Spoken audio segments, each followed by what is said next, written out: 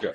It's Mawa Heavyweight Champion, Big Billy Gold. You're watching BJ and DG talk wrestling, and that's gold. That's Billboard Billy Gold, and this is gold. This is Billboard BJ and DG talks gold.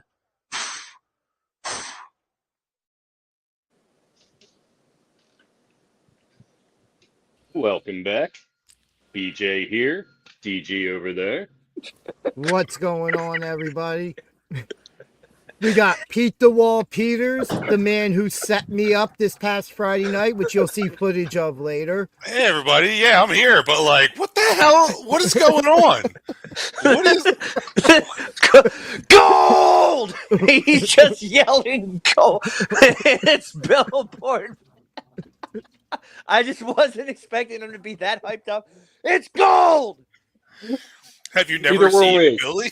Oh no, I have. I've been in the ring with Billy. I wasn't expecting this old West prospector energy from him in that promo. Bro, that's it. That's it. Yeah, you nailed Give it. me all the gold.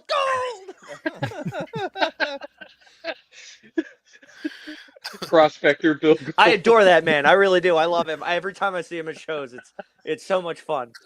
The best. Give me my stream and my pail. Okay. He is an amazing person. Yeah, he's great.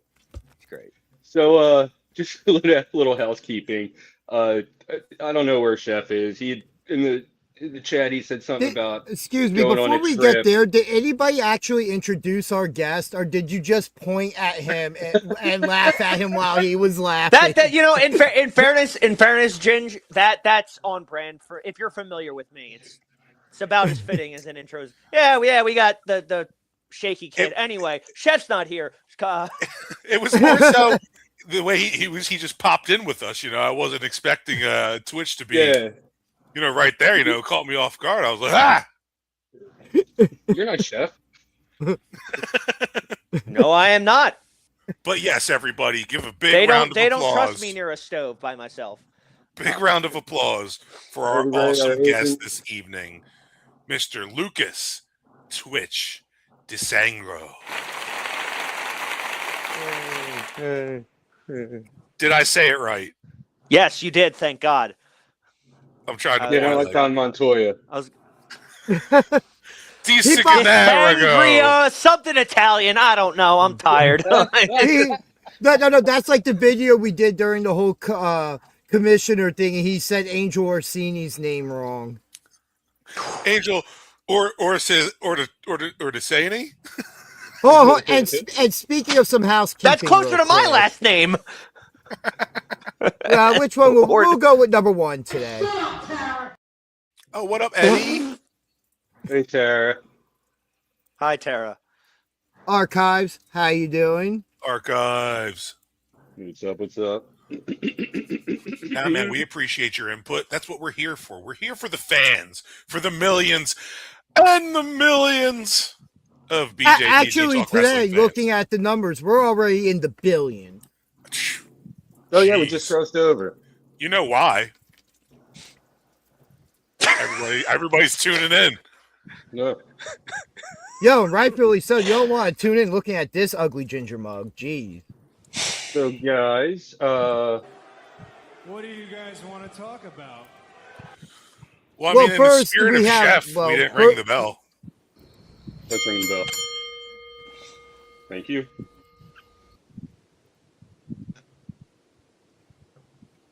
Well, we'll see. Well, she is a fan favorite of Twitch. Well, we'll wait until if Rick Blade pops in. Then we'll see if that being nice thing actually does continue. They haven't crossed paths in the chat in a while now, it seems like. Yeah. All right. So, as Cody was asking, what do you guys want to talk about? Well, I think we should focus on our guest here. Well, of course. Yeah. Who's kicking off the first line of questions here? Well, you go ahead, Pete. Oh yeah, don't everybody go all at once. It's nice, great. Everybody's Love jumping this. ship. All right, I'm hopping in. DJ just ran away. I'm stealing the I had to close limelight. that window. Well, archives beat everybody, so. Is Twitch Am I South? I'm Philadelphia suburb Italian. Oh, I'm Olive okay. Garden Italian. No. Olive Garden. That's why you and Dylan Mesh have such a heated rivalry. Well, no, it's because he's the scum of the earth, and I hate his guts, and I just want him to always feel pain. But yeah, sure, we can go with the Olive Garden thing. So Twitch, how long have you been in the wrestling game? I started training July 6th, 2015. So I just hit 10 Okay. years Oh wow, of congrats. being a professional wrestler. Yeah. You know who's not happy with that? My back Yeah. and Well, my you know, neck yeah. and yeah, just my demeanor in general. Well, a lot of the moves that you have in the ring, you can see that they clearly like take a lot of strain and like pressure on your back, especially like I love. Do you have a name for it? The move where you kind of like flip backwards on the rope and then hit him with the clothesline. Well, I mean, it's out of homage to Nigel McGuinness. It's Okay. called the Jawbreaker. I mean, I call it the Nigel like lovingly, but it's to the commentators Jawbreaker Lariat. I was Okay. thinking about maybe calling it like extra strong because like that, but it's all of a lot of yeah. I kind of am guilty of doing a lot of my favorite wrestlers' moves, but it's always out of homage. Um, I would say that my favorite wrestlers are either they were the people I would have been friends with in school, or that was me in school. So Yeah. and just I Nigel McGuinness and Bryan Danielson's rivalry in Ring of Honor was really what kind of Oh, made yeah. me that helped me figure out my style as a Okay. wrestler. Like I'm athletic adjacent. I played sports when I was a kid. I wasn't the star athlete, but I wasn't the worst athlete. I'm not the most graceful when it comes to the high flying stuff. I like to. I always make the joke. I'm great at chaining and dying. Those are the two things I'm the best. Well, yeah, You know, now that you mention it, I haven't really seen any like off the top turnbuckle moves from you. You're more of a ground and pounder. You know, what I mean, like a lot more tactical in that sense, especially with your submission locks. Like, we've seen you battle it out with Tarzan week after week for a yeah. couple months, and just watching your technicality with how you move around and move out of submission holds speaks a true testament to the amount of time that you've put in. On my laptop, attached to my laptop is a 2 terabyte hard drive of just match tape, of just studying Wow. as much. I study as much tape as I possibly can. Like I have there's two types of wrestling that I like to watch. There's like the junk food wrestling, which is just stuff that I enjoy. Most of that's like modern wrestling. Not to say that I'm not consuming it for sustenance. I'm not consuming it because I'm going to learn from this. Like it's just I love watching wrestling. I'm gonna watch this. And then there's the ones that I watch like specifically because I want to like maybe there's something I'll pull from that. And there's not to say that like when I watch modern wrestling, it's not to say that there isn't maybe something I'll see that like, I could use that. Yeah. But a lot of the stuff that I watch a lot of Danielson, Nigel. I watch a lot of like the WCW cruiserweights, Malenko, Eddie. I watch Shinjiro Otani is a deep cut, but like there was a match that he and Jonathan Gresham had at the Collective 2019, I think, for GCW, and it was just beautiful. And Gresham's another one that like he's I firmly believe he's one of the best wrestlers in the world currently right now. Wow. And that's someone like that. And Drew Gulak and Zack Sabre Jr., Timothy Thatcher, and then guys like even as old as like watching guys like Billy Robinson and Johnny Saint and World of Sport and just Fit Finley. There's so many people that you can always pick. That's the thing. I think it's something that MJF said recently in an interview where he was like, a lot of wrestlers, they wrestle the same because they all watch current wrestling. And Yeah, you I have saw to, that interview. Yeah, or Yeah. that excerpt. It was so true about like, you're just you're putting in the same stuff, not expecting different results when you have to, put that time and work in. For me, a lot of it is just like people that are the old. I'd say, with in terms of technicians in general, yeah, there because I'm not going to say that it's all the same stuff, but they all. I don't know. I would say, you know what else I watch? I watch a lot of old Pancrase. I don't know if you guys are familiar with that. That was a legitimate fighting promotion in Japan that was run by I think Minoru Suzuki. Okay. No, I'm not And that was with it. so Pancrase is where guys like the Shamrock brothers, Frank and Ken Shamrock, before they went to the UFC, they cut their teeth in that. I'd say it's the closest thing to pro wrestling that MMA got. I firmly believe that Ring of Honor got their pure title division from that, because it was the same thing of like you could use rope breaks, and this was legit like a shoot fighting promotion. Okay. You had rope breaks. You couldn't use closed fists in the face. What was it? Yeah, like it was that sort of stuff, but it was legitimate fighting. And like guys like Boss Rutan, and Suzuki and Ken, Frank Shamrock, they all, like, there's footage of that online. And like I always, like, I'm not a legitimate fighter. I'm not a shooter. Right? I like to watch a lot of. I study a lot of. Follow a lot of Brazilian Jiu-Jitsu accounts on Instagram. Okay. I'm not going to sit here and say that I can tie you into knots, but there's always like transitions. I try to just study as much as I can, because like, oh, I could use this in some way, shape, or form. I might not use it all the time. I might only use it once, but like just to have it in my back pocket. Is there a move right now that like you've been really like training or putting a lot of time in to learn? Like, is there like a, I don't know how wrestlers choose their move sets, like what it is that calls to them. So like, is there something in your arsenal that you're currently working on building that's like, once you hit this, that's like, hell yeah, like I can't believe I got this. Not necessarily. A lot of the time it's just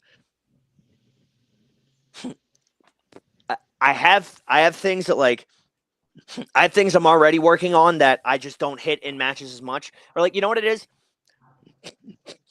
The first couple times I did the capo kick, the like the low key Jushin Liger rolling wheel kick. Yeah. I hit it nice. And then ever since, like, especially like, I don't think there's ever been an SPO show I've been on where I've actually hit it correctly. And so I want to have that look a little cleaner. Okay. But I end up just hitting the guy right in the upper thigh, or like it lands because you know what, for me, maybe also what it is I don't want to do what happened that one. There's that clip of I don't want to, once you turn over, all bets are off. Yeah. You don't know where. So maybe instinctively, I don't want to actually knock the guy out. Makes sense. But you're waiting until you've hit that precision to really like, reincorporate it. It sounds like. Yeah, I got to practice it more. There's some things you can't practice until you're in the moment, because like a pile driver, for instance, is just like you can't. Oh, right. Yeah. How do you ask someone in training to be like, hey, you mind taking this? Even on a crash pad, it's just like, I don't think, that's just bro, you're gonna have to trust me. And have you taken pile drivers before? Only once. Maybe twice. I've taken one. Yes, so I've taken one from White Mike of the formerly the Gym Nasty Boys, and then he also teams with Rob Killjoy. Of the Ugly Ducklings, and that I took a J driller from him. But the first pile driver I think I ever took was from Jeff Cannonball. He gave me a Rikishi driver, and I can confirm thick thighs do in fact save lives, because I didn't feel a thing. I took that, I rolled out of the ring. I was like, oh, thank God. I was so scared, because I'm just like, I for someone who wants to be a pro wrestler, I also have anxiety. So I'm like, sometimes I can be a little bit of a bitch. Like when they're, and I'm trying not to be. When they pitch something to me, I'm like, and I apologize if I don't know if we're blurring the lines, or if we're not supposed to blur the lines at all. But so that one scramble match I had. It was the one with Rulo and Lucky. Yeah, And the Lucky Scramble. Oh my yeah. God. So like, there was a lot of things that I don't want to say I was necessarily not comfortable taking, but I was like, every fiber of my being wanted to be like, I'd rather not, but then I didn't want to like look lame in front of the fellas. So I was like, yeah, sure, I'll take a double stomp. Yeah, sure, I'll take the Escalera cutter. That's fine. And in my head, Dude. I'm like, oh god. But like it incrementally. That match was fire. Thank you. That was like hands Oh, down yeah. for me. I'm pretty sure that was my match of the night. Like that was just everybody's energy and how it was all orchestrated. Like we had Johnny on here a month or two ago, and he was talking about how Lucky is like a Lucky 13 is like Yeah. a conductor. You know, the way he orchestrates and gets the energy flowing and stuff like that. So just that was a wild match. You had just had your match with Alex the night before. Yeah. So seeing that kind of reiterate in that evening was like, yeah, I needed more of that. And also, like, look, the thing is, like, ever since the Monster Factory stopped running, Monster Factory shut down, and then Lineage, they're not doing shows right now, and I get that, but I kind of felt, I felt like I lost my safety net a little bit, which isn't always a bad thing, but for me, it's like now. Like with the Monster Factory, I had this built-in fan base a little bit, like I would come out and my music would hit and people would be like, oh, hey, it's Twitch, and they'd cheer sometimes. And every time I have to start at a new place, I get this nervousness because like, are they going to care? Are they going to know who I am? Are they even going to like,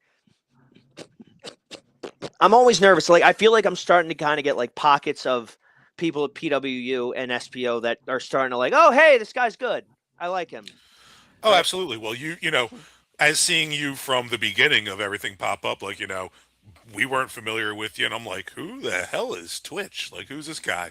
But seeing your in-ring energy, definitely from like night one, was definitely like, all right, this kid's got something. Because you know what it is? It's just it's just anything I do, the energy you see is just me yelling, grabbing you by the collar, going, "Please like me, please just a little bit, just like don't." Well, you definitely have grown a fan base, especially Tara, that's who Irish Thank you, Brat Tara. in the chat is. Well, I appreciate she is that. a fellow Bristol Aryan. Yes. Well, maybe. Well, you want to try that again? You want to try that again?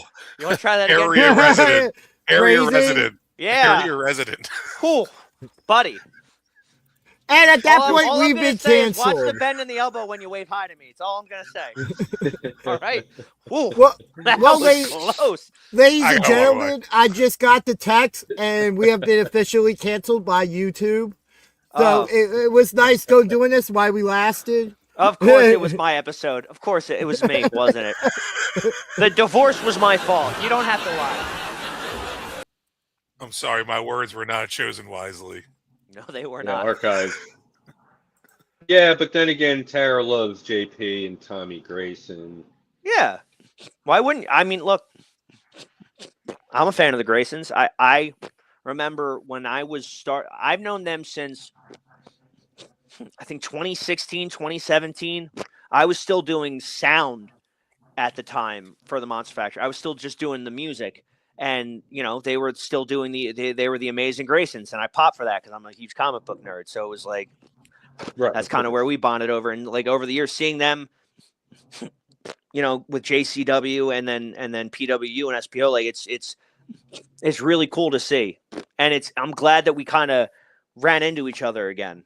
And we're in the same locker rooms again. It's really cool. That is From awesome. my perspective, I'm a mark, and they've done some dastardly things lately to some people that I'm a fan of, exactly. So until they change their ways and make amends, I cannot cheer for them. I cannot be a fan. I cannot wear my size too small backseat shirt that I have. All right, then. Cool. Anyway, moving on. So we did have a question in the chat. Okay. You mentioned some names that you watch and stuff like that. And out of those people that you mentioned, the older ones, were any of them an influence on you? You I'd answer that say one. I kind of did, but yeah, I'd say like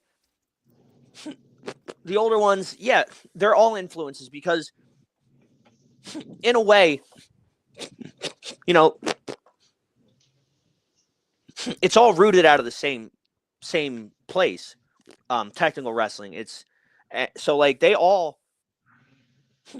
my generation, we like Brian Danielson.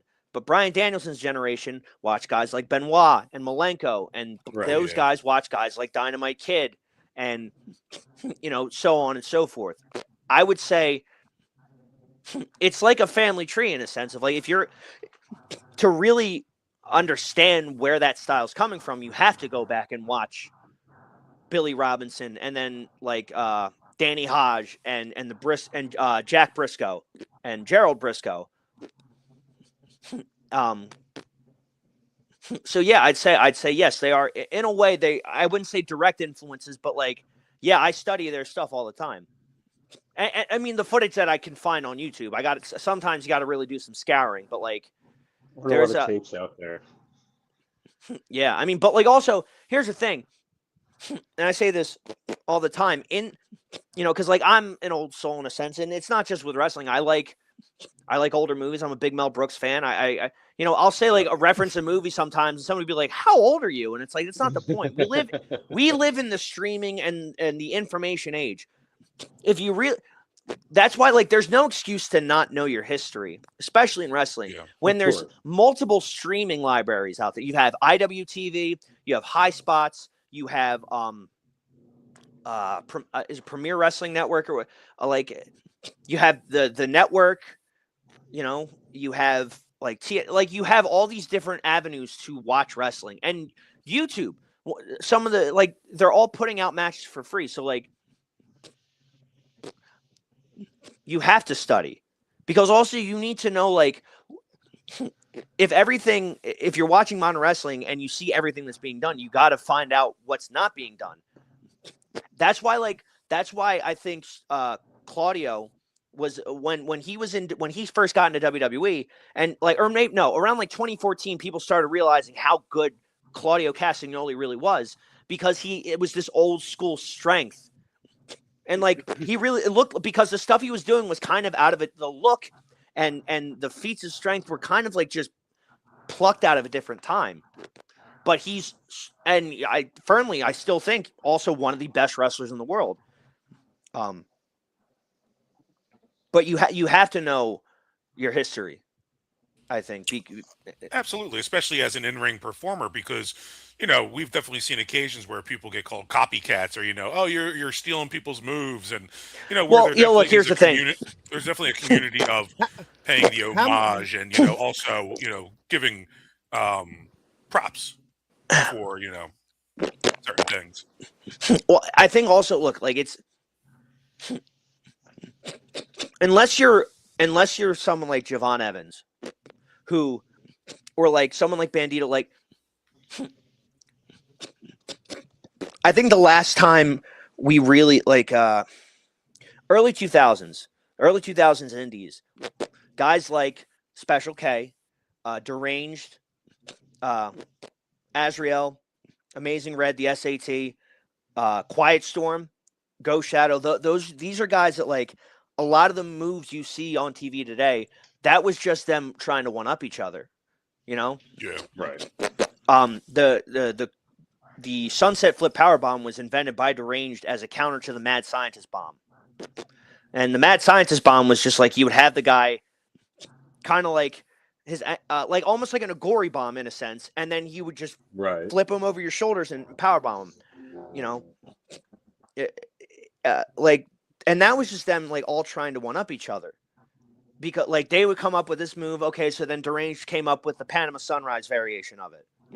Where it's like if Quiet Storm came up with the Canadian Destroyer, Deranged was the one that created I'm going to jump off the second rope and I'm going to give the Canadian Destroyer that way. And like so on and so forth.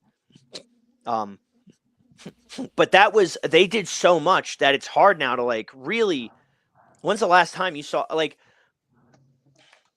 Leon Slater does the Swanton 450.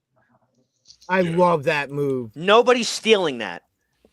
And like, Right. but if you can, it's the same thing of like, if you can do a 630 senton, why aren't you? Yeah, exactly. Every night. Why aren't you really? It's not stolen. It's like, if you can do that, stealing would be like, it's just like, if you have the ability to do it, then do it. But everything's also stolen and recycled. It's just, Yeah. I'm blatantly stealing, but I'm also giving credit where it's due. So I think I'm And okay. putting your own spin on it. Well, no, not really. It's blatantly. Okay. It's like I'm I you know what it is? I do try to put my own spin on things, but then I realize it looks not as good as just doing it straight up. And I'm like, the reference gets lost. not even. It's just like I tried. It just looks like I used to do the Busaiku knee when the guy was sitting up, and it just looked like I was going like with my knee instead of just running at him and just throwing my knee right in their face. It doesn't. Like I tried.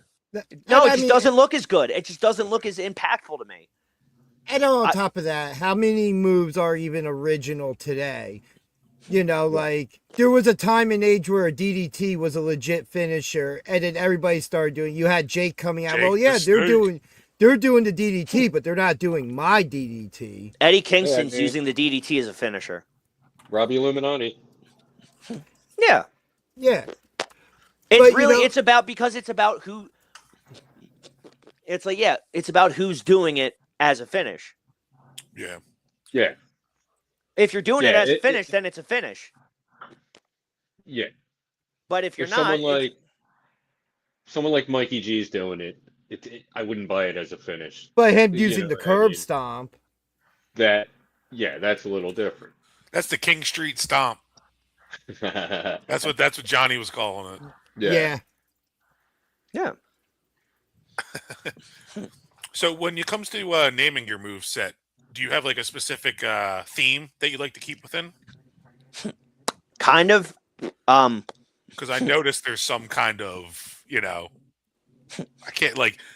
For me, it's named after mental illnesses I have, comedians I like, or I love that there's a thumbs up right there. What the heck? How did that even happen? That was. It was just like, you know what? Yeah, preach. This guy's thumbs up for mental illness. Your lips to God's ears, Bray Wyatt is back.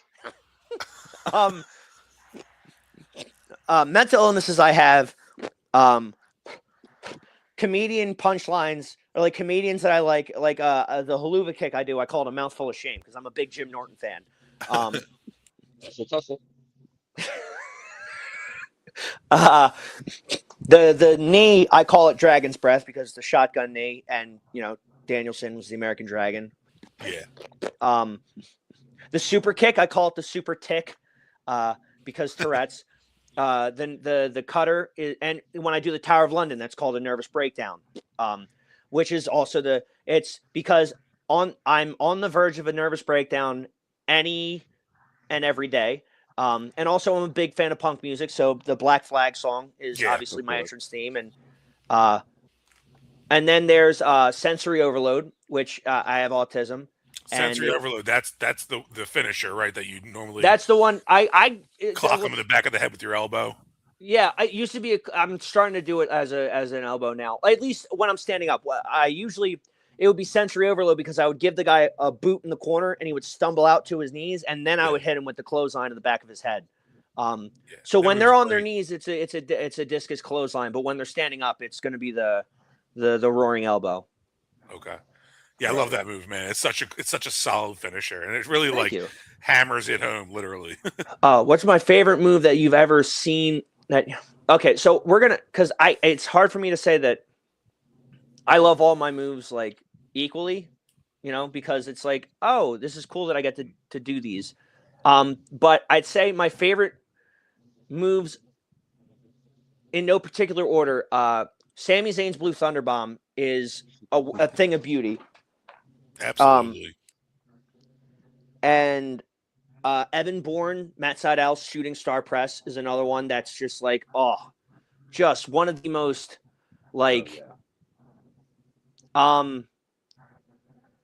And then I would say I'm a big fan of like Tyler Bate doing the his airplane spin Oh yeah.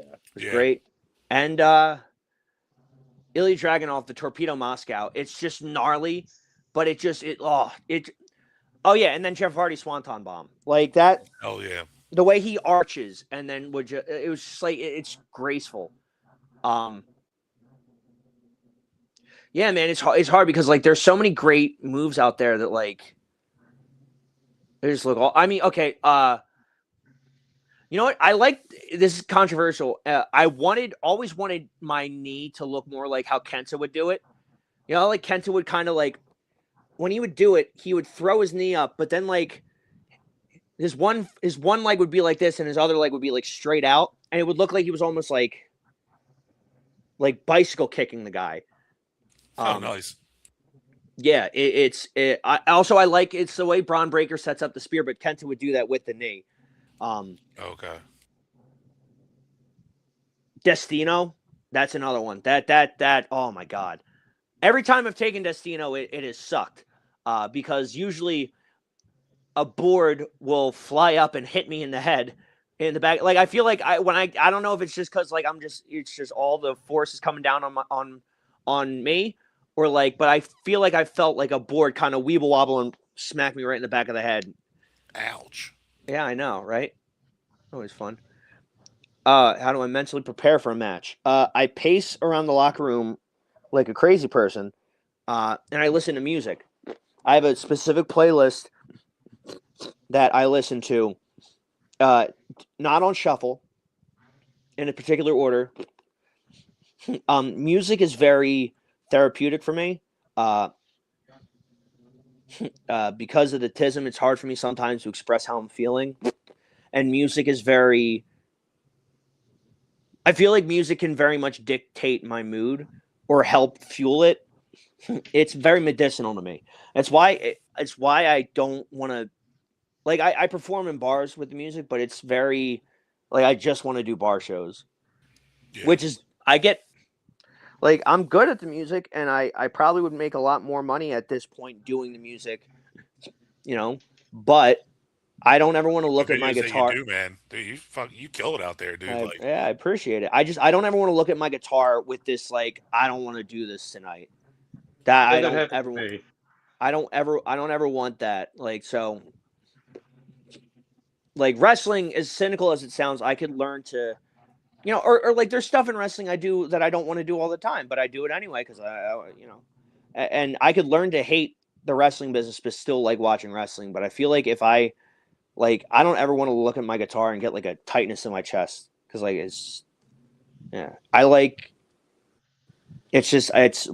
I'll make some extra money on the side doing it, and then I'll just be in my room playing music. But that's yeah. Sorry, that got a little off track there. But yeah, like I listen to music. I kind of get myself in the zone. Sometimes there's like a few YouTube videos I'll watch to try and get me like pumped up, like make me want to run through a brick wall. The hamster dance. Could you imagine? Baby Shark. Do. I mean, hell, you know. Baby Shark. Baby Shark. What's Twitch listening to? You don't want to know. He's in the zone right now. And it's just Tiny Tim. It's just tiny. Hey, little tiptoe through the tulips. That's the DJ, you're muted. You're muted. You're muted. Am I mute? I was going to I'm say muted? also on that random playlist of songs would also be Billboard Billy Goldstein, Cotton Eye Joe. Yeah, no, because here's the thing about that. That works so well. There's sometimes you listen to a song, you're like, oh, this works. This works a lot better than I thought it would. It actually kind of is like a perfect. I mean, for him, maybe I'm not going to sit here and say broadly it's the perfect entrance theme, because that would be cult of personality, and you can argue with a wall. This isn't even like the bias of me being a CM Punk fan. It's just the fact of like, The worst thing Living Color could have done was had that be the first song on their first out. Shut up. That could be the first song on their first album. Look in my eyes. What do you see? It's the guitar of everything. Like it might just be like the perfect song. And if I there's Nick Gage also. Another perfect entrance song would be "For Whom the Bell Tolls." Oh my god. Oh yeah. It rips. Perfect amount of like you're not waiting forever for like the beat to hit.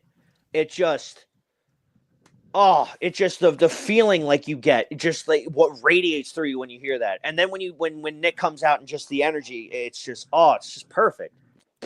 So we actually had this conversation a couple weeks ago on our Sunday show, right before AEW's last pay-per-view, where Will Ospreay returned, and I said almost the exact same thing about his theme song. And you're just like, oh my god. And then when he hits the timing with him pointing to the fans of the theme song, it's just so perfect for him. I think there's just there really are like their themes that are kind of just like lightning in a bottle. Like I can't imagine. Bryan Danielson. Yes, that one's like an acquired taste, though. I mean, if we're talking about Final Countdown, then yeah. Yes. But that's not Dynamite. like we're not. At the same time, it is one of these things. Like I feel as if I can't. Like a universal perfect entrance theme is also something that like you could listen to walking into the gym and it gets you hyped. Not just when it's a wrestling thing. So like For Whom the Bell Tolls is like you want to run through a brick wall. Yeah. Final Countdown, yes, I associate with Danielson, but it's not like I walk into the gym listening to that thinking, yeah, I'm ready to throw some weights around. It's such a slow hype, but song. not hype enough. Yeah, it's a slow song. But in that same vein, Matt Tremont, Separate Ways by Journey. Oh yes. But that song that's a hitter. Beautiful. That's a hitter right there. That's hitting you from the gate. Exactly. But that's not a song you would think would be a perfect entrance song, and it is. No, absolutely. Well, anything crowd interaction also, like the crowd can sing along to it, that helps. You know what?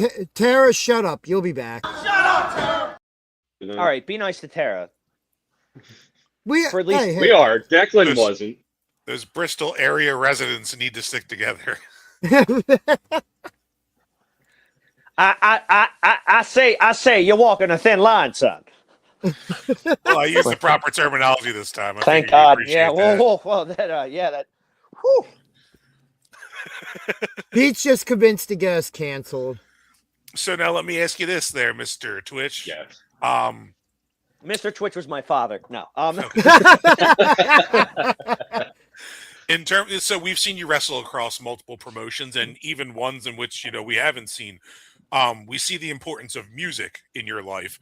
Do you tend to change up your theme song across these promotions, or do you generally use the same song? No, I kind of, if I can get away with using a different song, I can. There's theme songs I want to come out to. Like, I know it might get confusing, and it might also like cause a few people to like, we can't make money off this episode, off this video, yada yada yada, whatever. So at Mawa, I come out to re-education through labor by Rise Against. Yeah, most places I come out to Nervous Breakdown by Black Flag. Sometimes I have come out to the song Some Nights by Fun, just because the build up takes. That's long. Interesting. It's look for big matches. For big matches, it does work. It's just sometimes you think, oh, this isn't that long, and then you're just waiting, and nothing makes you feel more awkward than when you're like, this is taking longer than I thought it would to really. There's to crescendo. And then like there's some shows like I have to always check with the promoters of like, hey, what's the rating of the show? Because I do want to come out to. There's like there's already a wrestler at SPO that comes out to all the lights, but that's one I want to come out to really bad. That's it's such a good one. Pretty sure that's isn't that Machiavelli? Pretty sure it's Malik Machiavelli that comes out to that. It's either him or no, it's not All Go. I mean, Ginger's muted Yeah, Ginger's again. the You're the apparently. guy. I think it's Gold Blooded. So Machiavelli was using that before because Golden Child came out to that really like mysterious, ominous that music. yeah. All right, yeah. So yeah, I don't know. That's, I just that's click such stuff, a killer instrumental. I think Power would also be a good one. Oh hell yeah! Even 21st Century Schizoid Man. Oh wait, No, that's Power. Yeah. You just, hey, Stronger is a great one, but you know what else would be good is Harder, Better, Faster. Stronger. It's like you mean Daft Punk? You mean what they sampled? Work it harder, do it better. All right, relax. That was one of those songs where I liked Kanye's version better than I liked the original. That's a fun conversation to have of like, hey, what's a cover that's better that is just as good or if not better? Because like there's covers that Space Nectar Bro Him. I'm not familiar with that one. I was gonna say I like Marilyn Manson's version of "Sweet Dreams Are Made of These." I think that Johnny Cash's version of "Desperado" I think is the best is the superior. Like the Eagles one's fine, Linda Ronstadt's good, but Johnny Cash's version of "Desperado" is just like Yeah, he's like near death in the studio. Like you can hear it in his voice. He's like months away from death. Desperado, right? Because it's appropriate for what the song is about. Yeah. Yeah. I've always been a fan of "Tuesday's Gone" by Metallica more than the Leonard Skinner version. Turn the page. I think turn the page. Their cover of "Turn the Page" by Bob Seger. Is better. That's a great one. Yeah. Although Seger. His original one, though, man, I don't know. I mean, of course, it's Seeger. What are you going to... Yeah. You get drunk enough, you start thinking Seeger's the national anthem. Take your hat off. Night Moves is playing. You're being disrespectful. That's $1. $1, boy. Sorry, that's a Kyle Kinane joke. I can't take credit for that, but...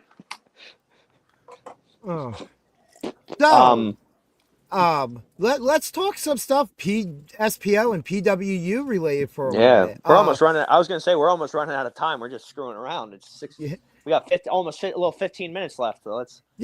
So let's talk a little bit about. We have. We still have some time to go. Some of us have to work in the morning. Your feud with Tarzan Duran recently. Yeah. Which has led to this Friday night for a special PWU show, Come As You Are, you and him in a submission match. Yes, sir. Now, is this for the title or no? I don't know, and I don't care, to be honest with you. I mean, I would like it to be for the title, but... Yeah. That's not the point. Tarzan said he's putting his title on the line on Friday. Oh, well, even better. Oh, okay. There we go. Like I said before, I'm trying to find my a place to call home in a sense, or multiple places where to feel accepted. And Tarzan's one of these guys that's very much the crowd loves him. And, I'm not the jealous type, but, sometimes it does get to you. And Tarzan's someone that I respect. I don't think he shares the same sentiment because, I get it. We were kind of jaw jacking the first couple times we were in the ring together. And then that scramble, that triple threat happened. And he kicked me in the head after the bell. And that just, I don't know, just didn't sit. It didn't sit right with me. It just, he's a wild card. I get it. I respect it. I can get a little off the handle too. But it's just this, I don't know, man. I feel like if I can make him tap, which I'm pretty sure I can. You saw that match last week. You almost did Friday night. Yeah, if the one dude didn't slide underneath like a mechanic under a car to stop him from tapping out, he was going to tap. Yeah, and that was a new SPO wrestler. It's easy to say. Oh, I wouldn't have tapped after the fact. That was JJ Davis for the record. JJ Smith. Oh, sorry, got the name Oh, wrong. you said that with your chest too. That's the sad part. You said that with You know, such the worst part confidence. is yesterday I finished writing a script of the entire show that I'm going to recite today, and that should have been something. Just Anyway, made the list. Thank you. Good. you know, it's easy to say that. Oh, I wouldn't have tapped after the fact. Yeah. You know, But, and yes, he's gotten wins over me twice, but both of those times were very much like, yes, he pinned me to the mat. I was still I was able to get up afterwards. Yeah. He never You submitted you. he never never he knocked didn't you knock out. me. He didn't knock me out and pin me to the mat. Look, a very creative flash pin. All right, and look, he got the best of me, but you can get the best of anyone with that. All right, to make someone tap is definitive. It is definitive.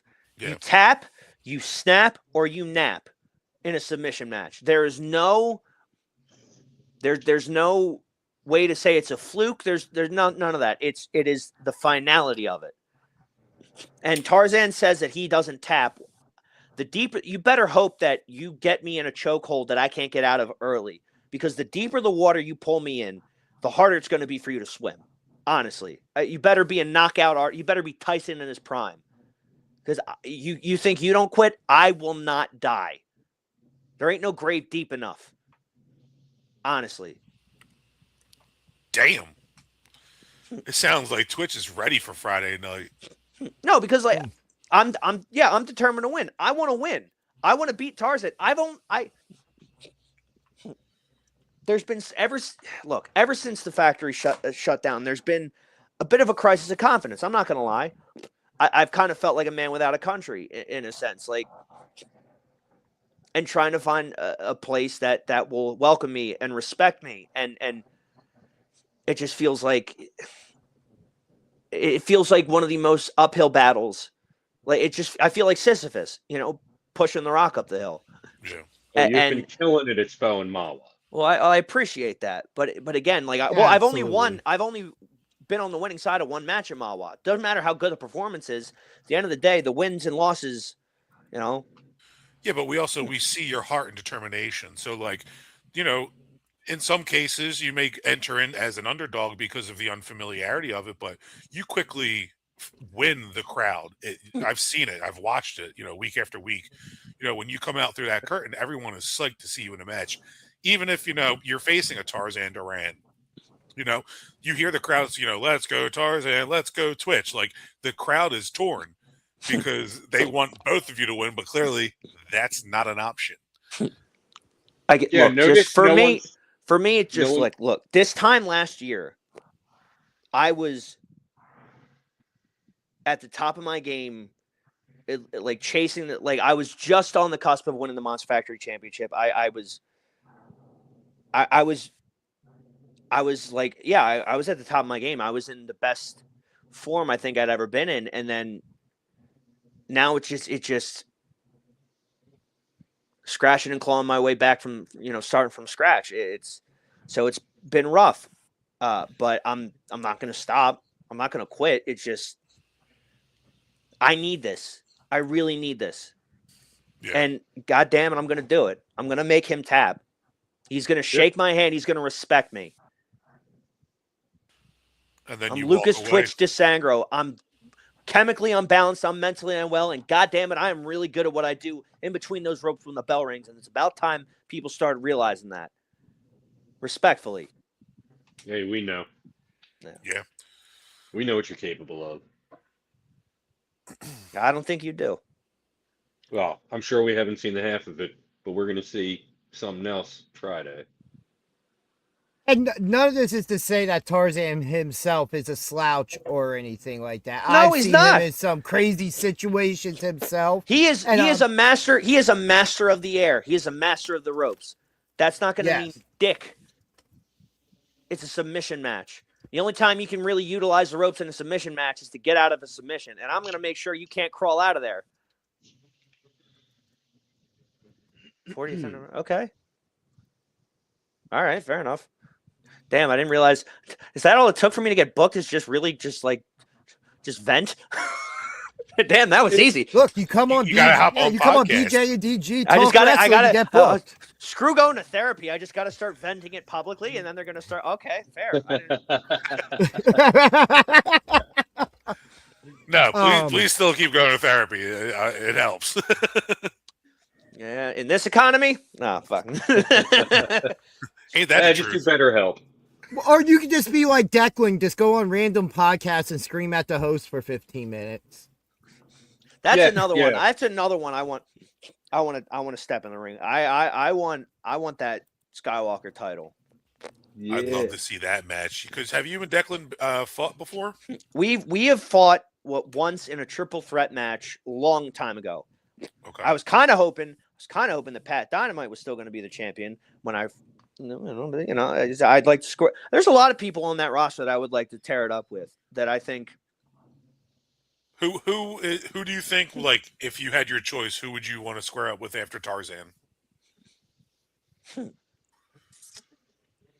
Because I'm assuming that this Friday is going to be like, hopefully this is the end all be all of the rivalry. You know what I mean? Hopefully we get. It's not really about. It's not about dream opponents at this point because I still have unfinished business with Alex Rivera. Well, I wasn't. I wanted to bring that up. I was saying I who's have next. unfinished business with Alex Rivera. Okay. So, So does Pete. because I could. It's another thing of like I could have beaten him for that title, but he had to go low. Yep. Yeah, that seems to be what he does. Yeah, Yeah, that was a big topic of conversation. He here. showed his true colors, and I mean, hell, we just saw that at Backcountry. Yeah, Yeah. but now he's Absolutely. cleaning. But now he's cleaning toilets. So Very Him and true. Mike Trash. yeah. So but that's not enough punishment for him. I gotta get mine, Oh yeah. and I'm going to. We need to see that. Yeah. So a question I've started asking everybody: what's one positive thing in the last 10 years of you being in professional wrestling that you take from it and that has helped build who you are today? So I'm going to kind of give you a different, it's not because there are a lot of positive things, but I would say the mantra or mantras that I stick by, it's something that Danny Cage instilled in me very early on. I'd say it's given me a positive and it's like a healthy way to look at things is don't count other people's money, right? And not just fiscally, but I mean like in pro wrestling, people are going to get opportunities quicker than you. People are going to get things that maybe you don't think that, or maybe you think you should have gotten first. When I started, there were people that had their first match before I did. And just all the, you focusing on that is not going to get you anywhere closer to where you want to be. I have people that I cut my teeth with that are on TV now. And I haven't, talked to them in a little bit, or I don't get to see as much. And I'm happy for them. I'm not someone who's salty and bitter about it. Do I wish sometimes? Yeah, I wish I was on TV with them, but it's not happened yet.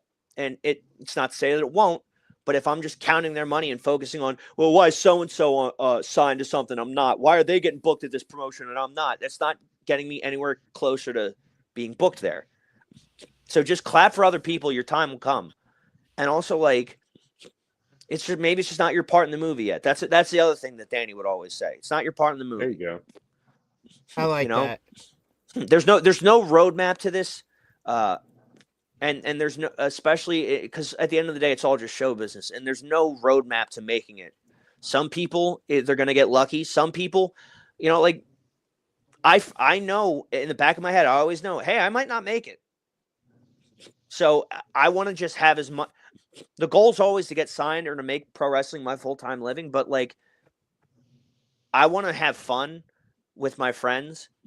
I want to try and have go to different places. I want to try and have as much fun and do as much as I can before it's decided that my career's done. And I don't know if that means my career's done after being at a WrestleMania or on an AEW pay-per-view, or maybe it's just I gave it all I could and I did a nice indie show and I was in a room with all my friends. I got to have my last match, right? But you know, you got to be realistic. Because the one thing I never want to do, and like I've been in a few shows, and you know I've been on a few shows where like there's guys that like have this. They don't have good gear. They're not in the best shape, and they're like in their 50s, and they have this mentality like I just need to have one more match in front of Vince, and you're just like, no, you don't. It's like if Vince McMahon were, it's like because it's this thing of like it's like you don't go to training, you don't put any thought into your gimmick or your gear, and you've been doing this how long and you haven't gotten better. Like, I don't want to be that guy, you know. And you know, it's just one of those things.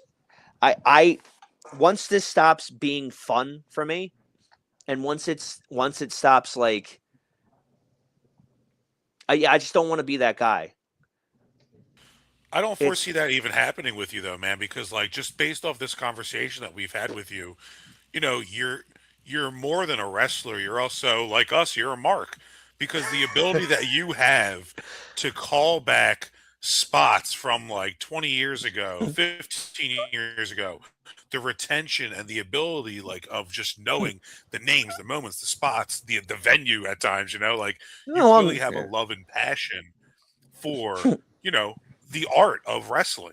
And so I don't foresee you like falling out with it. Maybe the body is like, oh, damn, dude, like, I don't know if I can handle this, you know, maybe, you know, 30, 40 years from now. But, you know, I mean, like, I don't see you falling out of that passion. It was something I was talking to Danny about last year.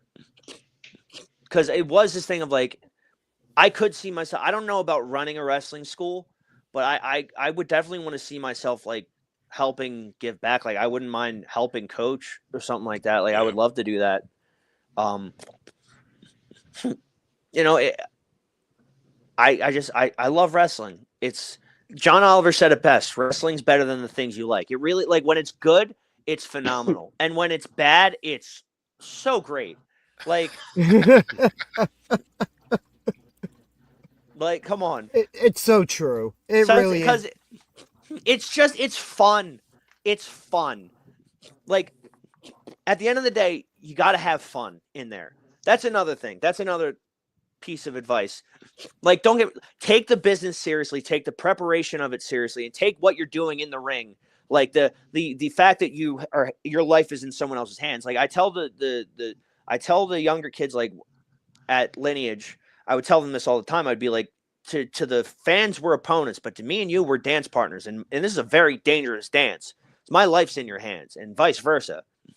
So like, take the preparation of that seriously, but like, don't be afraid to have fun in there. And just like the guys that like take themselves too seriously are like, oh, I don't want to do that. That's dumb. And it's like, yeah, sure, it might be.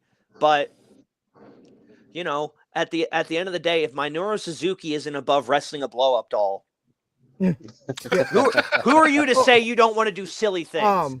Who was I talking to? I forget who I was talking to, but I brought up the match. I think it was in Ethan Page's Fed in Canada, where a referee was wearing special glasses and literally refereed a match between two invisible people. You know, that was GCW. That was GCW. That was Bryce Runs.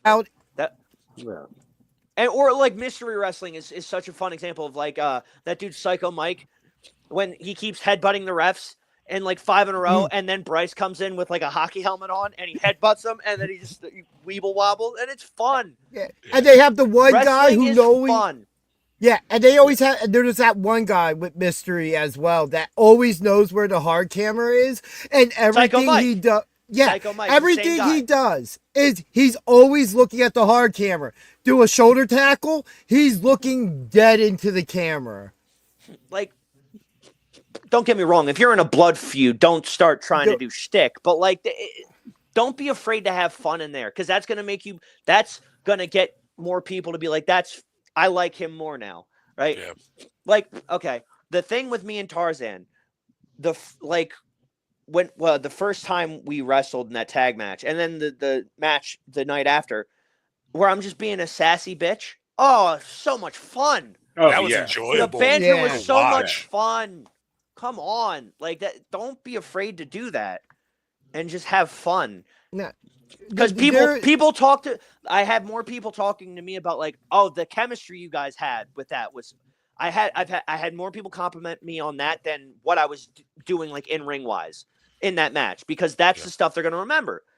And don't get me wrong, it's still fun to go in there and like just ball out with it, but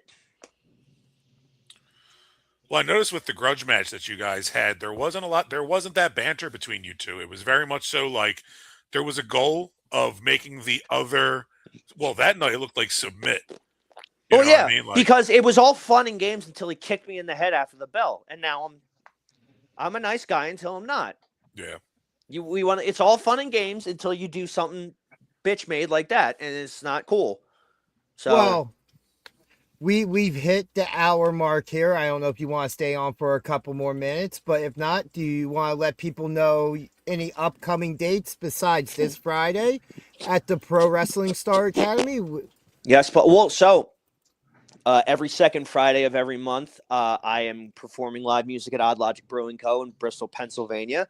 The upcoming dates, obviously, this Friday, the submission match with Tarzan Duran, and the next night, April 4th, at the Bach Building in Philadelphia, Pennsylvania, I'm going to be at Pro Wrestling Entertainment.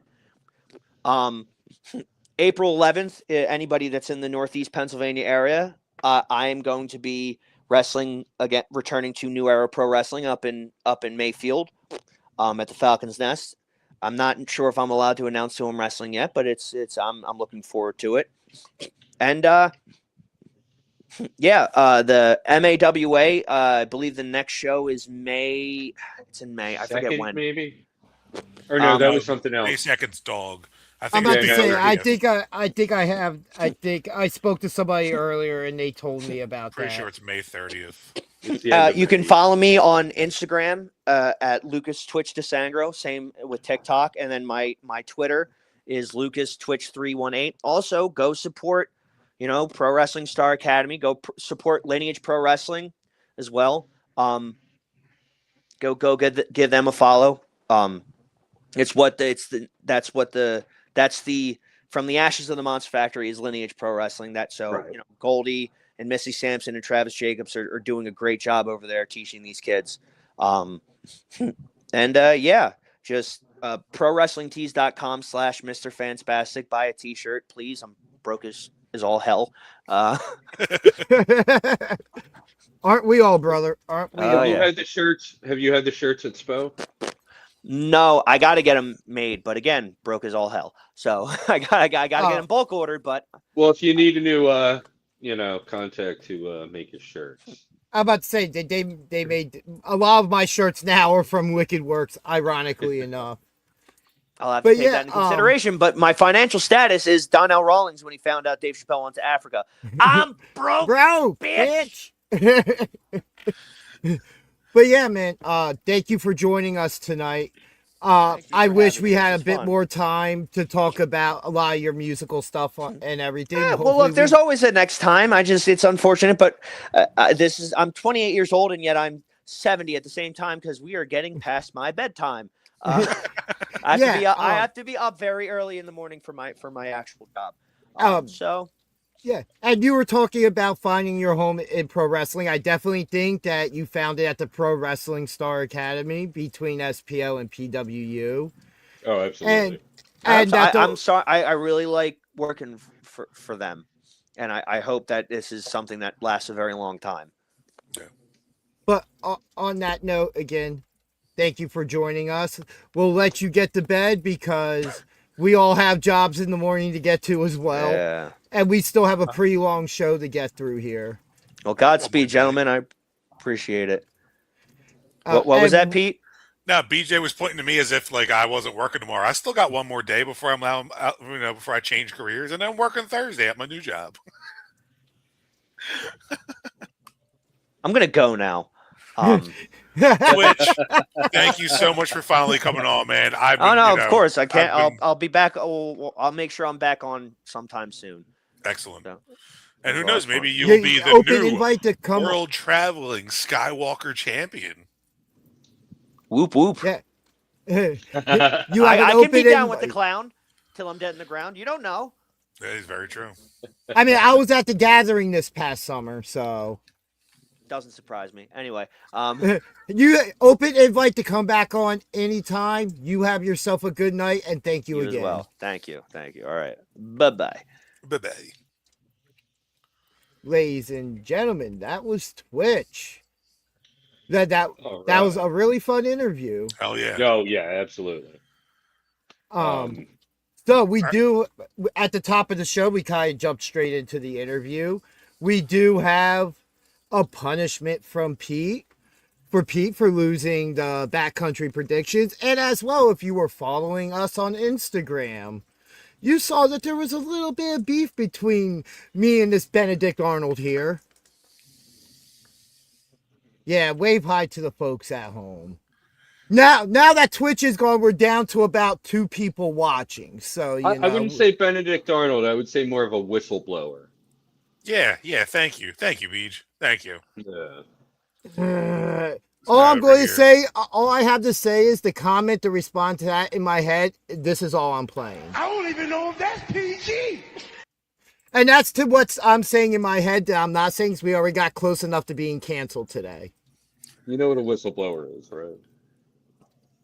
Never mind. Let's move on. Yeah, why do you bring it back up? I transitioned us to move on. You're just like, well, speaking of blowing whistles.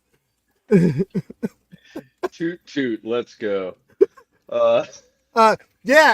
So I figure before we get into SPO and the PWSA show in Glendale, Pennsylvania this past weekend, And Mala.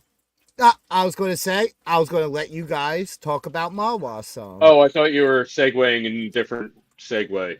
No, but Okay, we so also do have something that occurred with me after the school Friday night, which we'll play at some point. We'll probably do Pete's punishment first, honestly, because the video of evidence of everything that happened with me is a bit longer and it's a bit of a sit through. So, right. I will return in one moment. You guys have the floor. All right. So, Pete, we started out the evening with Pedro Pablo versus Samuel Falsey. We're used to seeing Pablo at the Pro Wrestling Star Academy, where he works as a face, like just straight up baby face. It was very interesting seeing him come out as just an arrogant, cocky heel. Loved But it. he played it very well. And, as we know, we've had some conversations with him, you know, just in the crowd, like after the show and everything. And apparently, his whole career in Chile before he came over to the States, he was in. Yep. So And it's I nothing new loved to it. him. Yeah, Yeah, it I was love the amazing. character. I love the mask. The mask was phenomenal. Yeah, the You know, goat head mask. yeah, he comes out. He's got this bravado. He's got this he knows he's the shit. You know what I mean? Like Pedro comes strutting his stuff out that ring, and hey, he took a very strong commanding lead of that match. Yeah, he was in control. Now I haven't reviewed my footage, so I only remember what I saw with my eyes. Yeah. But from what I remember, he was in control for a good portion of that match. But we've seen Samuel Falsey wrestle before, Samuel Falsey, and this dude is a behemoth. We've seen him. He freaking what did he shoulder? What did he do? Shoulder. He atomic dropped Death Proof. Atomic drop. Or what's on the shoulders? The move is slipping my brain right now. Where you put somebody on your shoulders and then you. Well, that's the rack position. Yeah. I can't remember the movie hit on Yeah. Death He Proof lifted at the up Death last Proof. Wawa show. Yeah, Death Proof twice his size. But yeah, in the end, Pedro Pablo did not have what it took to defeat the Red Hot Samuel Falsey. That's right. Yep. And it was tough to see Pedro take that loss, but you know what? It was his Mawa debut, and I feel like he had a very strong hate going around the stadium for him. I mean, everyone was like, "Boo, Pedro, boo!" Like he got that heel energy, and Oh he yeah, he got he it ran right with off the it. bat. Yeah, Yeah, but he really ran with it to the end of the match, and even to leaving the match. When he yeah. was going back through, So everyone was still booing him. yeah, pretty good match. Samuel Falsey, like I said, is on fire right now, and Pedro Pablo, win or lose, heel or face, that dude is amazing. Yeah, absolutely. We'll talk about him more later. What was next? We had the in-ring segment with Brian Murphy and Pat Dynamite. Brian Murphy introduced the rest of Pete's posse out to the ring, which consisted of Miles and I cannot think of the other kid's name.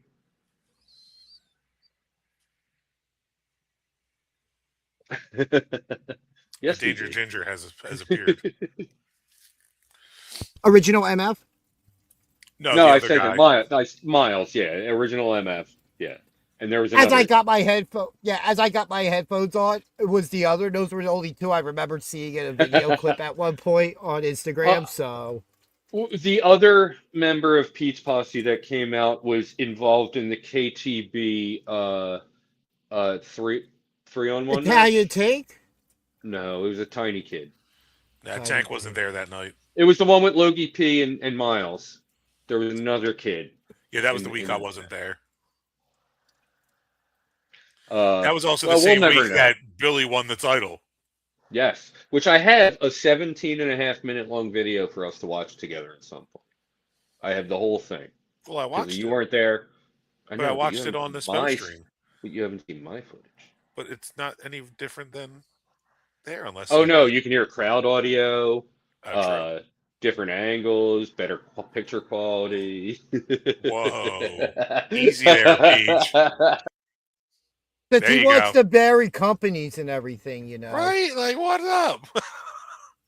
Maybe he should take a choke slam next if we're trying to bury a company. Well, we were talking about pile drivers. No.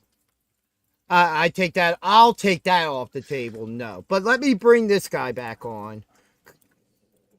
Oh, my Owen Hart. And we're canceled. God. Wow, this Mawa recap is getting out of hand real quick.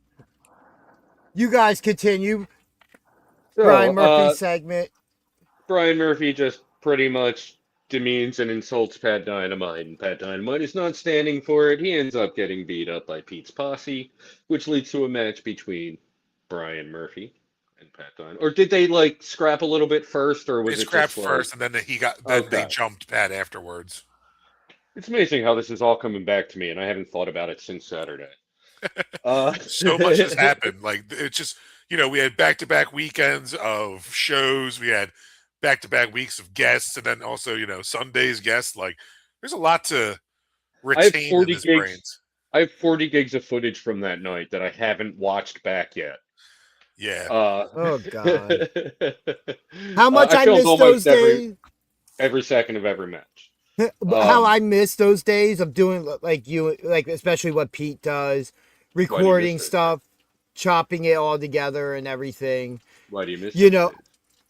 I do, but then at the same time, I don't miss going through it all and But why getting do you into miss the those process. days? Don't worry about why I miss those days. I just miss those days. But But why? why aren't you there? I Yeah, am why there can't you every still be week. doing that? Sir, why don't you stay in your lane? All right. So Brian Murphy, the highlight, Yeah, that's what honestly, I the thought. highlight of this match for me was Brian Murphy uh, attempting to remove his pants. Was They were not breakaway, but he acted as if they were. He tried anyway. Yeah, I saw a yeah. clip he posted trying to sell merch, and he's trying to fix his pants. And then the next day, I saw the one of him trying to rip them, and then he just rips them himself. That was good. It was not a Yeah. pretty sight. So, not at all. Pat Dynamite like a house on fire. Murphy only really got the advantage when Pete's posse got involved. We'll get there. Don't berate um, our guests or I wasn't. our our uh, our fan base. Hey, I'm not Chef. Like, hey pal, wrong show. You don't ask that on this show. I'm not Chef, okay? I'm like, Oh, did we now get you're there? burying one of our co-hosts as well. Wow, I'm just in a show with a bunch of a-holes. All right, listen, I need to go get a beer. This is getting hostile. I've been out of beer for the last 15, 20 minutes. Well, only one at a time can go. I'll wait till he gets back. What, he gets the hall pass? Yeah, he got Nobody's the gonna hall like pass here. first. Here we go. Well, I kind of did that on purpose because you guys were talking Mawa and I wasn't there.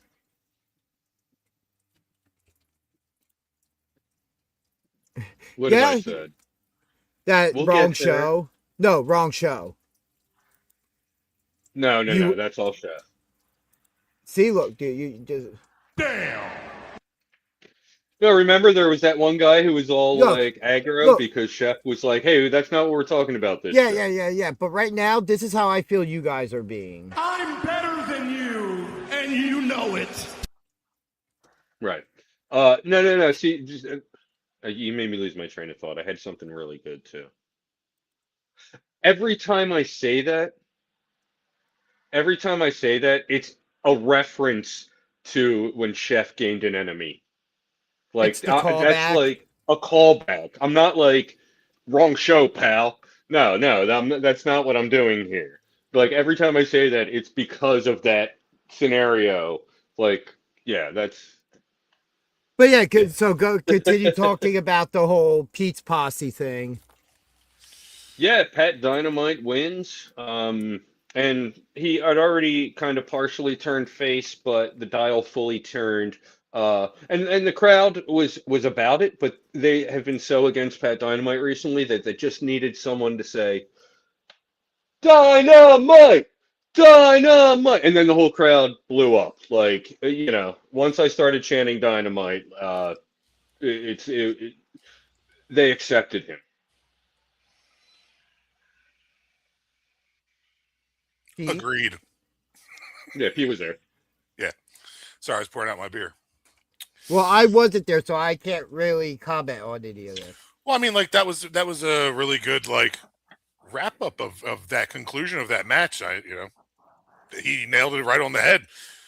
We got Pat won, but then Pete's posse beat him up, and then the crowd loved Dynamite Yeah. and kudos. I mean, They were a little honest, uncomfortable, but I was like, it's okay, guys. Dynamite. Yeah. Dynamite. it's okay, guys. You can cheer for him now. Yeah, Let's it's go all to right, Mawa. Edge. Mawa, you're going to enjoy cheering for Pat Dynamite, especially if it means that And I mean, above all, Freak the Mighty, they got the official especially if it chant. means Freak the Mighty is going to happen in Mawa. That's all I'm saying. He got the chant, but he also has the seal of approval, courtesy of BJ, with the Dynamite chant. But also at the end of that match, didn't Billy come out? Didn't they hit Cotton Eye Joe for Billboard I Gold to come think, out and yeah, stare no, off? Billy did come out. Billy did come out to make the save. Yeah, so like Yeah. Dynamite clearly is now aligned with Billboard, Billy Gold, and Mawa. So we could see Freak the Mighty. Just want to say, everybody, I was so busy writing this script for the SPO rundown that I did not even get to like look over my 40 gigs of footage from Awa. So that's why this is happening. But I know that the SPO show is going to go a lot smoother. Like, yeah, we forgot things like, you know. Yeah, man, it's a good. It feels good. It's a lot of the same wrestlers. You know what I mean? Um, Absolutely. yeah. It's good, like not being like upset that I can't go to the away game that PSWA has, but I can go and see a lot of those same guys that I saw last night at Mawa. You Yeah. know, Yeah, we're spoiled in this area, and I'm digging it. And there's so many other promotions that we haven't even dipped our toes in. right? Right. You know what I mean? In terms of like, events that are held and all that. But no, absolutely seeing that crossover between, Spo, PWU, Mawa, Dog, like all these heavy hitters who are just in different positions. You know what I mean? You're not, some of them you'll see in the same Right. kind of Right. like character style, but then other ones you go to, your favorite characters heel. And it's like, wait, what? Yeah. Yeah. That's happened to me on a couple of occasions where I was like, yeah, cheering. And I'm like, Control oh, chaos. Yeah, you yeah, went to high five Kid Chaos and he slapped your hand away and said, "Get out of here!" I wish I yeah. could find that clip the other day. I wish I could find, but DG deleted it. I guess he needs to make room for all of his fly graphics. Yeah. But yeah, after the Dynamite match, it was It was Lucas Twitch DeSangro and Heatseeker Desmond. What's his name? Chris Chris Chris Desmond. Desmond. Desmond. That's it. Against uh, Devil Child Connor Schaefer and Olive Garden waiter Dylan Mesh. Where's my breadsticks? But he didn't come out Where's in the my Olive Garden. breadsticks? He didn't come out in the Olive Garden getup. He He did it. he was tidy blackies and t-shirt. He was on his lunch break. Yeah. I guess that's I always take my pants off on my lunch break. Now, this was a great match, especially since we are familiar with all the wrestlers. You okay? Okay. Well, yeah, no. I gotta break the seal. Okay. It looked like there was a disturbance in the force on your screen. One moment, Pete. All right, you may continue. So no, this was a phenomenal tag team match. We've seen Chris Desmond in singles competition before, as well as Connor and Dylan. But you could see the animosity in the ring. You could see that there was past, issues going in, and you definitely got that that vibe from just the overall energy throughout it. And Chris Desmond is fast, and he's a flyer, and he can do some really really phenomenal moves in the ring. But it seemed like at every corner, Connor would just kind of come in and intercept them. They definitely had a hold on the match. But Twitch came in, did what he does, destruction. We were lucky enough to have him on the cast tonight, and yeah, he really threw down like he does in every match, and it was a phenomenal tag match. And sadly, And Twitch and them, they didn't win in the end, but gonna rewind a little bit. Bring it back. this is what happens when you go pee. At the last Mawa show, yeah, you think of things that like you wouldn't ordinarily if you weren't just sitting there like waiting to be done. Wait, you say MP?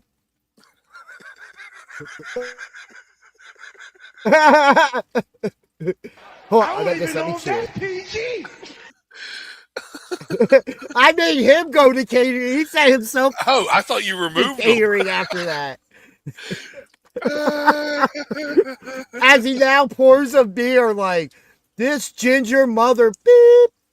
Jeez.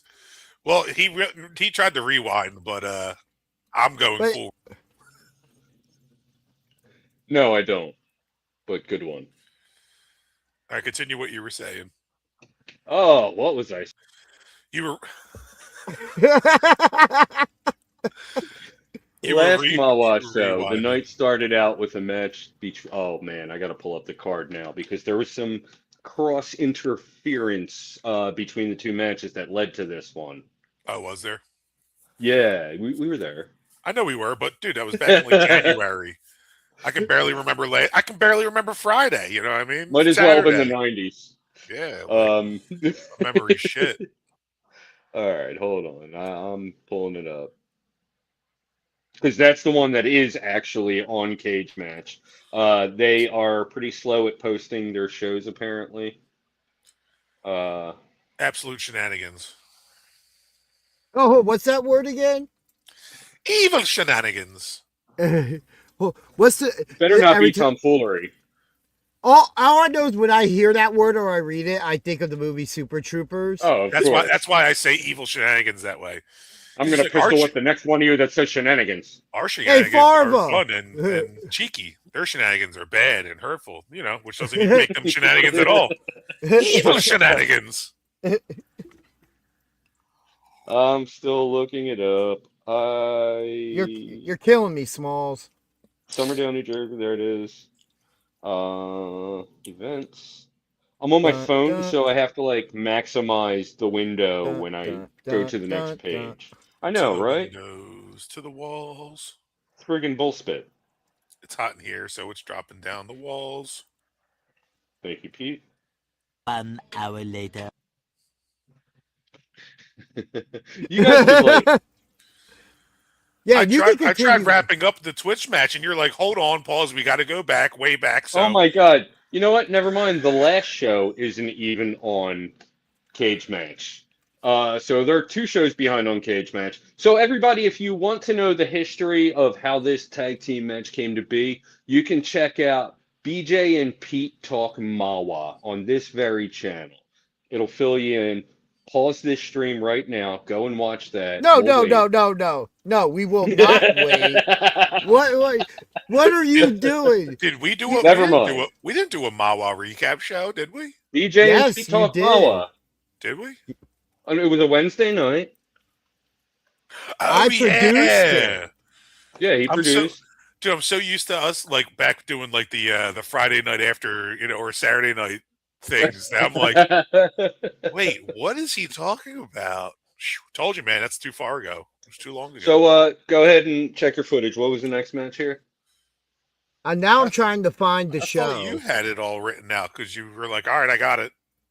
You were going too fast and everyone was talking, and I got like 3 matches in, and I was like, we didn't even get through the card. Vinny the Fixer defending the dog championship. The dog championship Against the gambler Ty Thomas. Thomas. Ty Dude. Thomas.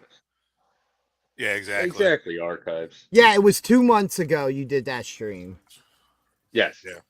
Yeah, sorry. A lot has The happened last in show. 2 months. Yeah. It was January. Dry January.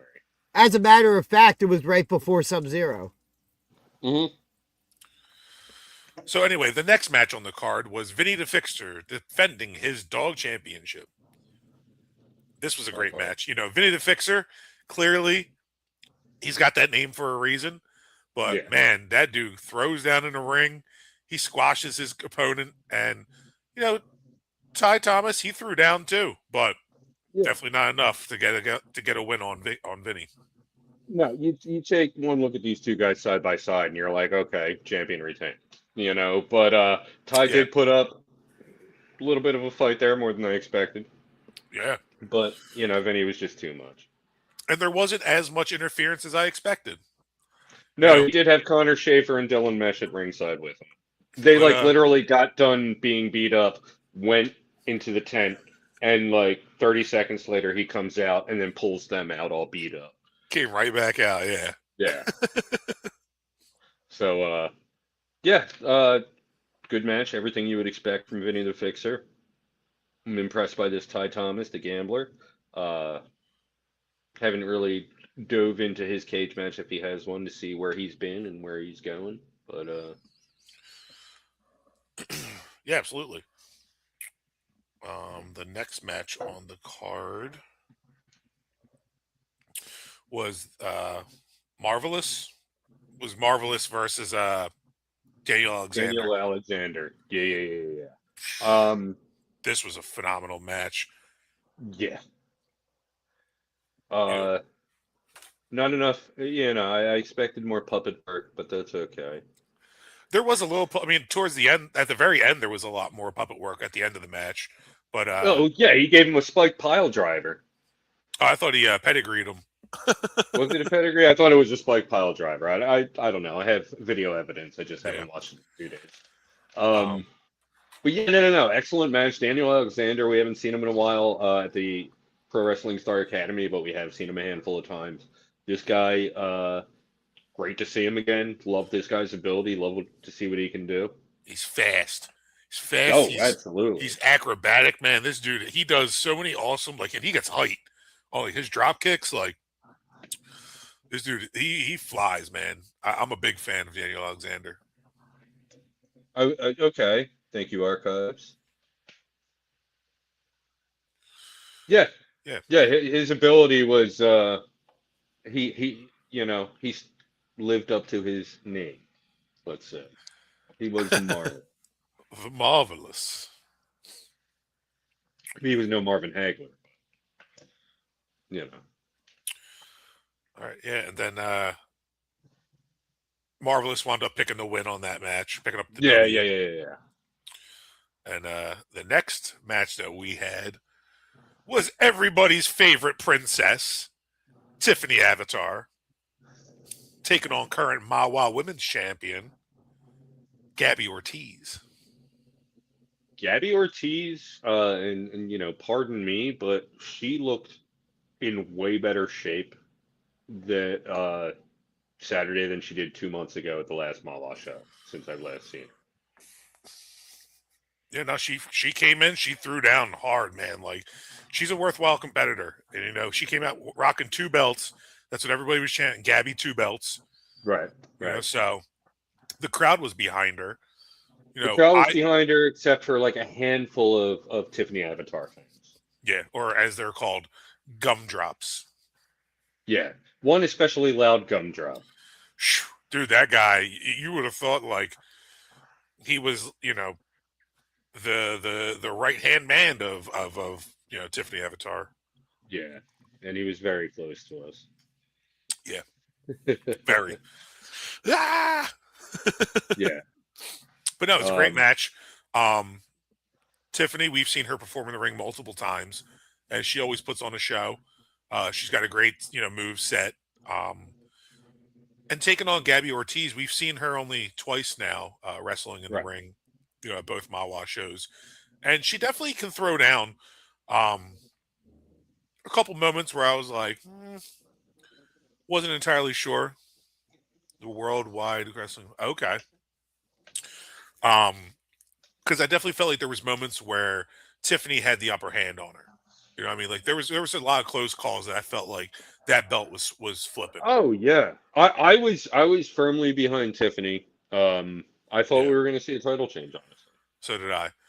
But ultimately, in the end, Gabby retains and continues to reign over Mawa.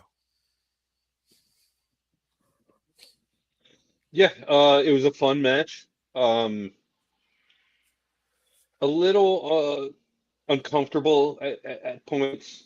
Like there were a few moves that just like really didn't connect as much as you would expect them to, or you would want them to. Yeah. Um, but they got there. Especially when you sit at the audience is in so many different angles, and most of the time wrestlers are selling to the hard cam. You know what I mean? Like you see some of the spots where it's like, okay, it was a little Yeah, like that shy. was a graze. Yeah. Yeah. Not to break the fourth wall or anything, but Hey, listen, you know, Unreal already did it, you know what I mean? And that's hey, if people were punching people in the face like legit, wrestling matches would be way shorter. yeah. And it wouldn't be as interesting and marketable. Well, that's not true. It's called MMA. That's a little different.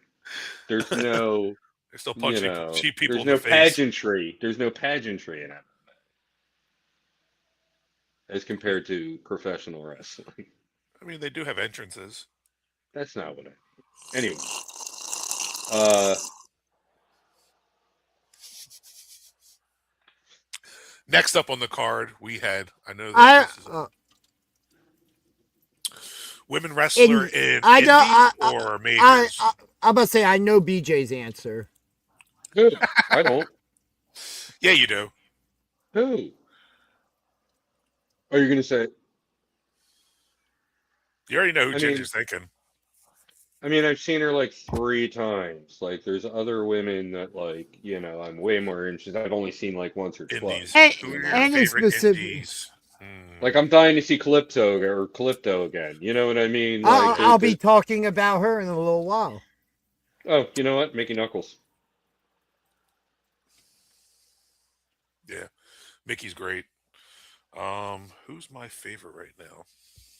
Oof, that's a hard answer to come up with because like Maybe Angel Metro.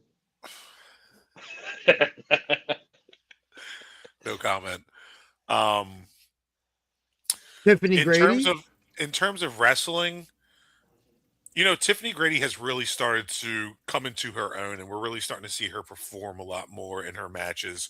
Because the first time I really got to see her in a match, she pinned Zenith within like 30, like not even 15 seconds, and the match was over. Yeah. You know what I mean? So like, I've really only seen Tiffany a handful of times, and yeah, she absolutely throws down in the ring, and she is worthwhile of being, for me, like maybe not my number one, but definitely a top three. Her personality's really grown on me since the first couple times we saw her. Yeah. I'll tell you what, I was fairly impressed with Erica Lee the other week when she took on Angel Yeah. Orsini. Like she has a lot of energy, and she really, Mrs. Ultimate Warrior. yeah, like I dug it. But I feel like this is biased because we're at the PWSA. But the wrestler I've seen really evolve and kind of come into her own, for me, has to definitely be. Hey. Um, I like that, Rick. Miss you, man. We miss you. But Hope all is good with you. yeah, absolutely. I would say right now, honestly, my number one, just based off of how she's been progressing, is Angel Orsini. Like Okay. I've like from what we saw her entering into the Pro Wrestling Star Academy as, she was more of like on the mic. Like I know she Yeah. wrestled, but I didn't really see her in ring work. But the last couple matches she's had, the character, just her ability to imbibe the aura of the Gumar and just like the hold she has on the school, and just seeing how her character Well, has that's just been not a elevated. character. That's just her. Of course, but I mean, like I'm thoroughly impressed with her skill set that she's been bringing into the ring because we're seeing a lot of moves that she's Yeah. been really like. You could tell she's been working at them. Yeah. That triple threat with Calypso. I can't say her name. Calypto, And I think, or yeah. Calypso. It's either so It's or toe. every time I try to say it, I get caught in between those two things. I kind of have a tie for my answer. Okay. One being Vicious Vicky. Okay. Who If just I'm looking made at her the, TNA debut not long ago. yeah, she's had a couple matches with them now, actually. The And then one that is up there for me at the moment, another one, just because I've always been a fan of like the dark type characters that have that special mystique, would be Mother Endless. who? Absolutely. Honestly, like I wanted to put her in my list, like in those top categories, but as BJ was saying, I haven't really seen her in ring too much, so I can't really like Right. categorize her in that sense. I can character wise, Who my can favorite drop female freestyle bars? character, Mother Endless is at the top, man. She Yeah. is Yeah. Mother Endless. She is committed to her Oh, and yeah. like Unless just he's liking everything. LaRue. I don't And know who just, that is, but that's a werewolf that pops up every once in a while. and also the idea of Sam Reaper being with her, it's elevated. beautiful. They work Perfect. with each other really well. Which, speaking of which, With Well, Wrath of the Amadeus Wicked. as well. Yeah, yeah, and Amadeus. what's the Skull and Bones? Yeah, who are now Wrath of the Wicked. Let's finish Yeah. this Mawa card so we can get to Spo. Oh yeah. Archive, she can 100%. she can spit 16 bars. Like you don't know. Yeah. Oh, yeah. Her performance this past week, but we'll get to that. We'll get to Even though that. she kind of trampled on the opponent and then just left. We'll get to that. But yeah, so where are we at on this Mawa card for you guys? You're muted. We just wrapped up Gabby Ortiz and Mhm. Tiffany Avatar. So next was our the next was the tag match with Enterprise. Bam Wham Sammy and Whammy Dice. and Stife. Enterprise Express Enterprise Express, And yeah, high that's it. and high fashion, right? against Yep. High Fashion, Mark Raspa Jr. and Sebastian Valentino. Let me just put it this way. The last time we saw Sam and Stipe defend these titles, it was against Controlled Chaos. And they beat Controlled Chaos at their own game with their speed and precision. Yeah, that was So pretty coming into impressive. this match, I was like, okay, these kids don't stand a chance. They put up more of a fight than I thought they would, and we've seen a lot of them at the Pro Wrestling Star Academy. We know what Sebastian and Mark Raspa are capable of. But I mean, Stipe and Sammy, they do what they do. You know, like they're the champions for a reason. Take it Absolutely. away, Pete. Dude, there's such Oh, a also, they are cohesion there. now. I was just going to say real quick, they are also now, after that title defense, the longest reigning ever Mawa tag team champions. Oh, very Thanks, nice. Pete. Okay, including the old Mawa, I guess. Oh yeah. Speaking of which, definitely have to drop this comment in there. Yo, former Mawa champion Don Montoya was in the building Saturday night. Rocking his Rocking his Kansas. Go ahead. rocking his San Francisco 49ers furry trench coat. I Is that thought what it you would was. call it? I thought it was No, Kansas City Chiefs. So thank you. it's Thankfully, you Niners. saved It's it. Niners. It's Niners. Yeah, Uh, whatever Sesame Street reject that came off of, you know. looking like a giant Elmo. Yeah, freaking Snuffleupagus walking around there. But Don Montoya was in the building, and that was great to see. You Yeah. know, he wasn't anything in ring. He was just there as He just like walked out and like waved. yeah. But it was great seeing him. You know, we see him every Friday, but it was great seeing him like outside of the element. You know, Exactly. But the tag match definitely lived up to its hype. It was phenomenal. yeah. And as expected, the Enterprise Express retains and drops down high fashion to low fashion.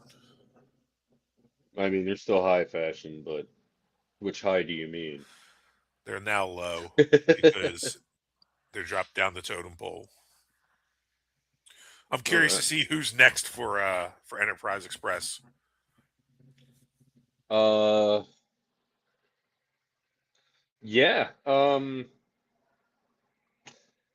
Maybe Dylan Mesh and uh, Devil Child Or maybe we even Connor see Schaefer. Billy and Pat team up. Freak the Mighty might take on Enterprise Express, baby. Don't tempt me with a good time. That match has already happened, Archives. I do believe. Yeah, they Rowan. actually sent us footage when they were in chat one day, and we were talking about how amazing that would be, that that's actually happened before at Rowan. Um, they sent us the footage.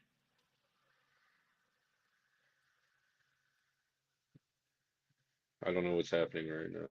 Neither do I, but I'm still here for it. So what do you have left? The main event now? Just the main event. Sorry, I had a work thing. I had to send a voice text. That's why you were talking into your phone like that. Yeah. I get it. Sorry, money. Gotta make that money. Sorry. Doesn't work for me, brother. Then pay me. We had a match scheduled for one fall.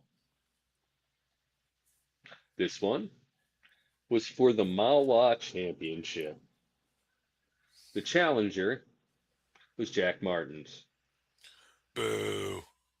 The champion, and I'm not going to do it, was Billboard Bill Gold. Now going by the Billboard name because that's what his merch says. Up until now, he was always Big Billy Gold in Mawa, but now he's, because the merch says so, he's Billboard Bill. There we go. Yeah, another hard-hitting match. I thought he was saying I was muted again. No, go ahead. I broke the seal. Oh, jeez. So yeah, this match right here. This show is off the rails tonight. I blame BJ for that drink earlier. Idiot. Stupid idiot. Now, Billy Gold versus Jack Martins, it was, yeah. Yep, yeah. Everyone calls him Billboard in SPO and PW, and it's just resonated. Um, so yeah, Jack Martins, he put up an all right fight. I'm not gonna lie, man. I was expecting a lot more from him. You know, we've seen Billy in the ring. We know the destruction that Billboard Billy Gold lays out, and so it was as expected. But I was expecting a little bit more of a defensive game from Martins. He just kind of, I didn't feel like he gave it his all that night. Yeah, I've seen him once before at the SSP show. He took on Tony Cini, Yes. and that was like I rarely saw what he could do against Tony Cini, but it feels like maybe his ability was just kind of smothered by the opponent. Gotcha. Like he wasn't hitting a lot on Billboard Bill Gold, and if he was, it wasn't doing much damage. I mean, sure, he there was a couple points when he had him down, and uh, I never at one point was I like, oh man, Jack Martins might win this match. I You mean, know, take Yeah. I mean, take it from me. Billboard Billy Gold's no joke. Oh, absolutely. But I mean, with all the smack that Jack his Martin was hugs talking hurt. online, His friendly hugs hurt. Okay. for all the smack talk that Jack was saying on the on Instagram and dropping the videos, like I was expecting Yeah. him to come out a little bit more hungry. Yeah, no, he was just smothered by the bigger and stronger opponent. Yeah. So ultimately in the end, Billboard Billy Gold retains and keeps that Mawa championship before, or yeah, before the night's over. After Pete's the match. after the match. There we go. Pete's posse decides to come out and confront Billboard Billy Gold because they've been having their own batch of social media drama going on. So they want to introduce their newest member. He's a big God of guy. the dad bod. I mean, he's a perfect fit for Pete's posse if you I if you mean, think. I mean, I know he's done stuff with them and teamed with them in the past.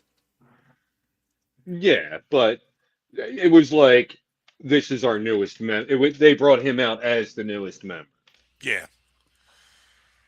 That's how he was introduced. So I guess And after a video I saw from Cowboy Pete Carr that all members must look good in a cowboy hat. Dad bod must pass the cowboy hat test. Archives, that is a question for Cage Match. I'm And gonna I say know no. Billboard Billy Gold, you can't click on him, so you would have to click on Vinny the Fixer to find that answer. I'm gonna say that they haven't. I feel like that would be something that would have been said. You know, Yeah, no, I like will. that. The next time I see him, It's a I'll big ask deal. him. Considering that Vinny the Fixer's the forever champ, like I feel like this would Right. have come up in conversation that like that they've toppled and tried to take on each other. So with all that being said, that was Mawa Eve. And let me just say, the highlight of my evening, the thing that was the cherry on top of this entire event and this entire card, was seeing my main man, Max Mundo, in the Yeah, building. yeah. It was great to see him. Also, Craig in the house. Craig also, Boo Craig. We saw him That was last the week. first time we got to see him since the interview, and it was, yeah, it was good to see him and everything. He will be on trial this Friday night. Yeah, see, We'll he's get got a to that. bench warrant, crooked ass. But no, it He was he great. he knew Great seeing nothing him. about it on our show. He I'm not going to be there. I don't know what you're talking about. And look, now he's got a bench warrant.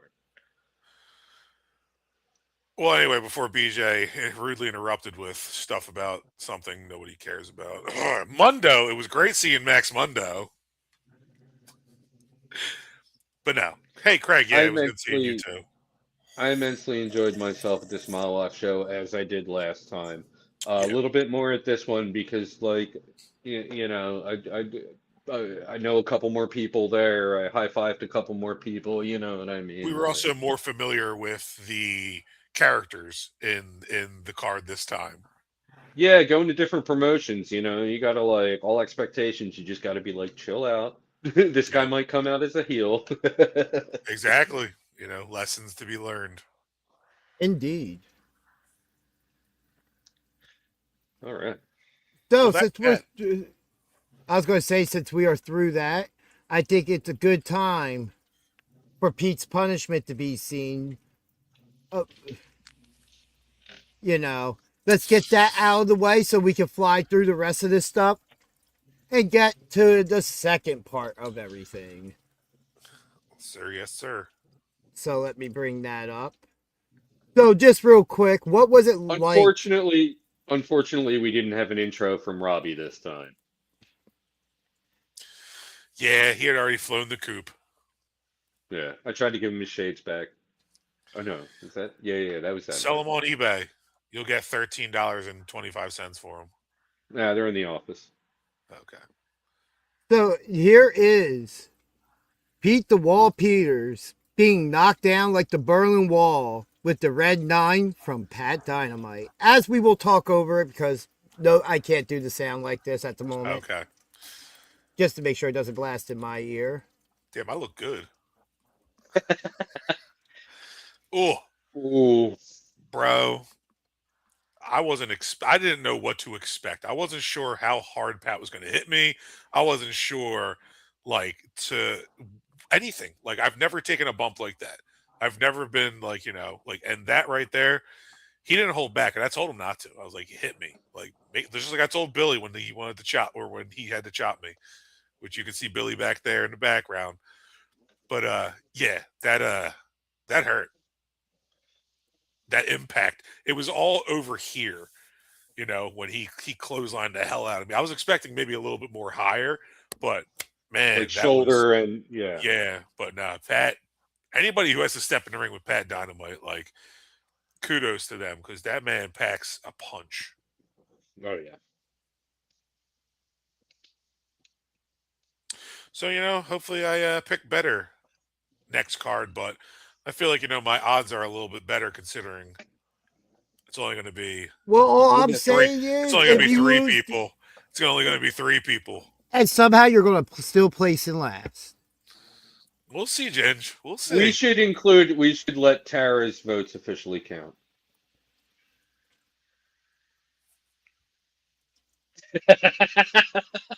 No, no, no.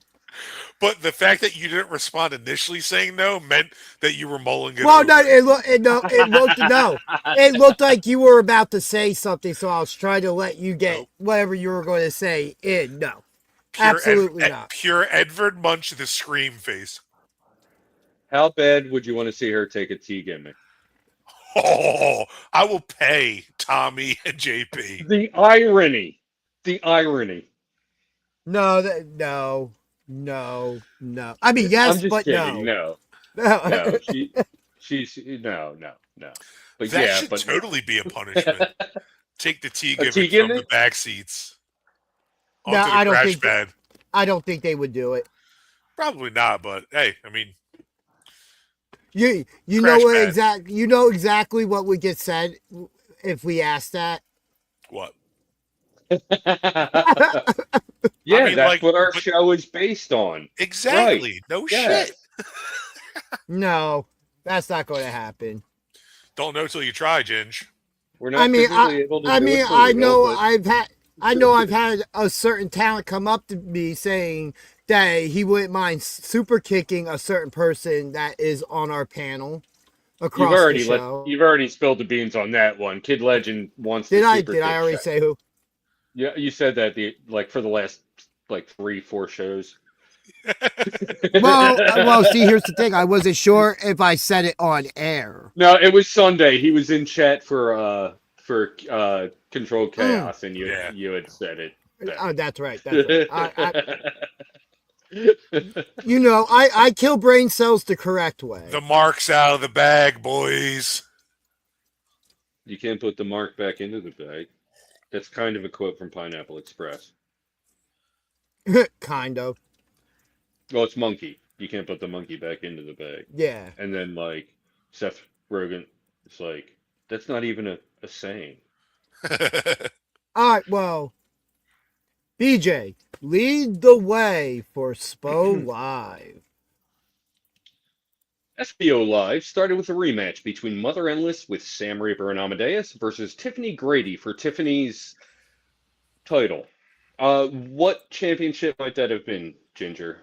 I believe that is still the APP championship. Okay, they weren't clear. I couldn't hear Julie Cutler, the brand new ring announcer. I couldn't make out what she said when she announced it. So before the action, Tiffany offered Mother Endless a handshake, to which Mother Endless responded by licking Tiffany's face. This is not Mad Libs. This is what happened. It is. I was there.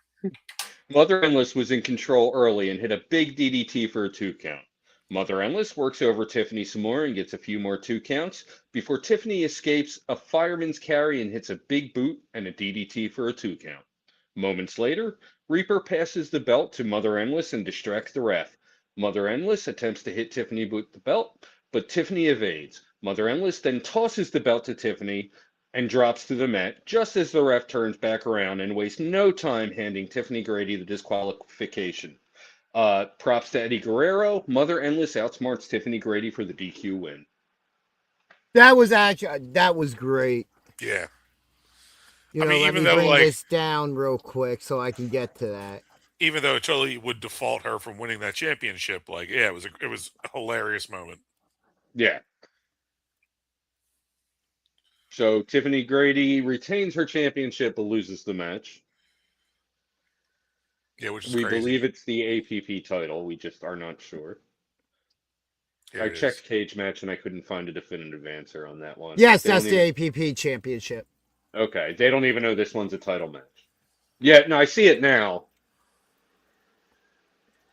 That she won off of Tiffany. No, it was a vacant match, right? The No, APP Tiffany match. Grady's the champion. I Yeah, but know who did she that. win What the I was title off saying is, of? it was a vacant match, or No, Valentina Vasquez. that's right. Yeah, Valentina's Day. Yeah. Yeah. Yeah. Guess it really wasn't her day in the end. No, and Pete let her know, but I deleted that footage because he said he already has it. I Uh, mean, listen, I love seeing Tiffany Grady and Mother Endless together in the ring because the banter alone is amazing. Like if we remember the mixed tag match that they were in the other week with Sammy and Devious Cass with their children, with yes. their children, yeah, like that was a phenomenal match. That was so entertaining and just like kind of like what Twitch was talking about earlier. Just some good wrestling, you know, very entertaining and very spot on. Well, BJ left and had to go grab himself a beer. Hey, while we take this moment of intermission, make sure you like and subscribe to BJ and DG Talk Wrestling on all platforms that you can see at the bottom of this screen right here in this moment. Below my finger, somewhere down there, you can see it's Instagram, Twitch, YouTube, and Facebook. Like and subscribe. BJ's back to continue with this And I don't. match by match analysis of SPO's Wrestlers Court Friday night. Ding, ding, ding, ding, ding, ding. Thank you, Pete. Uh,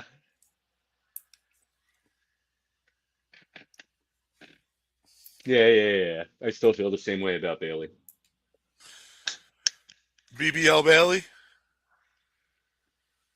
I said Bailey, not whatever you said. BBL Bailey.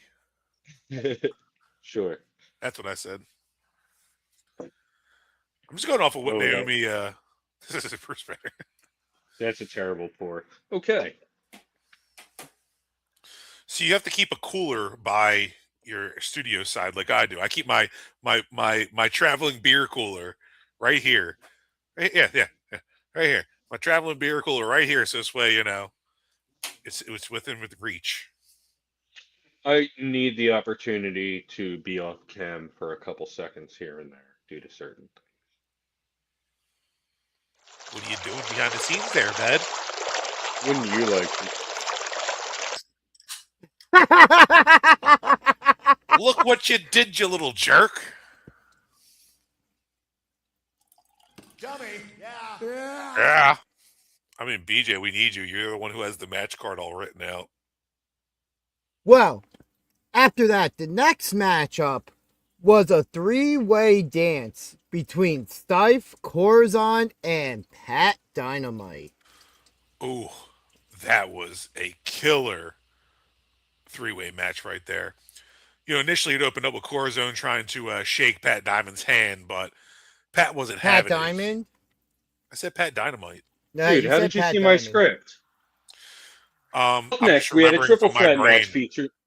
Up next, we had a triple threat match featuring Stife versus Corazon versus Pat Dynamite. Corazon offered Pat a handshake, but Pat says he doesn't trust him, so Corazon offers Stife a handshake, which he accepts only to get a kick in the gut. This one was fast paced and hard hitting early on, with none of the competitors gaining the edge for too long. Pat hits a cradle breaker on Stife, then multiple kicks to Corazon. Pat goes up top and hits the red 9 on Stife. After everyone recovered from a huge tower spot, the pace picked right back up. With Corazon down outside the ring, Pat hit a devastating pile driver and a rock and rave for the 3 count on Stife. Pat Dynamite with the win.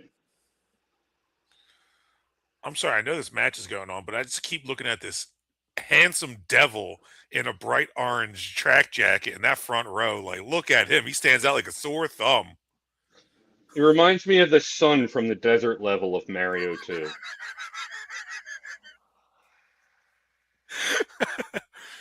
Dude, this was such a hard hitting match, and I'm glad that we had gotten it because we know how much of a flyer that Stife is. We know how much of even Pat. Pat goes off the top ropes very often.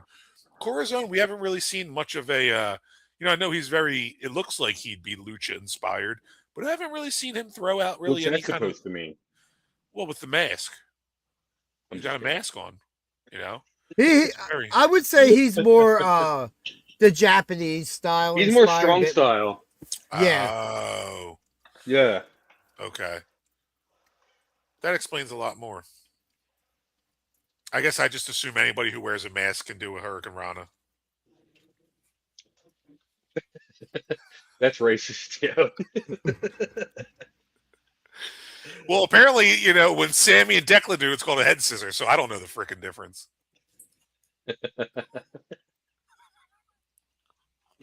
Well, let's not get into that.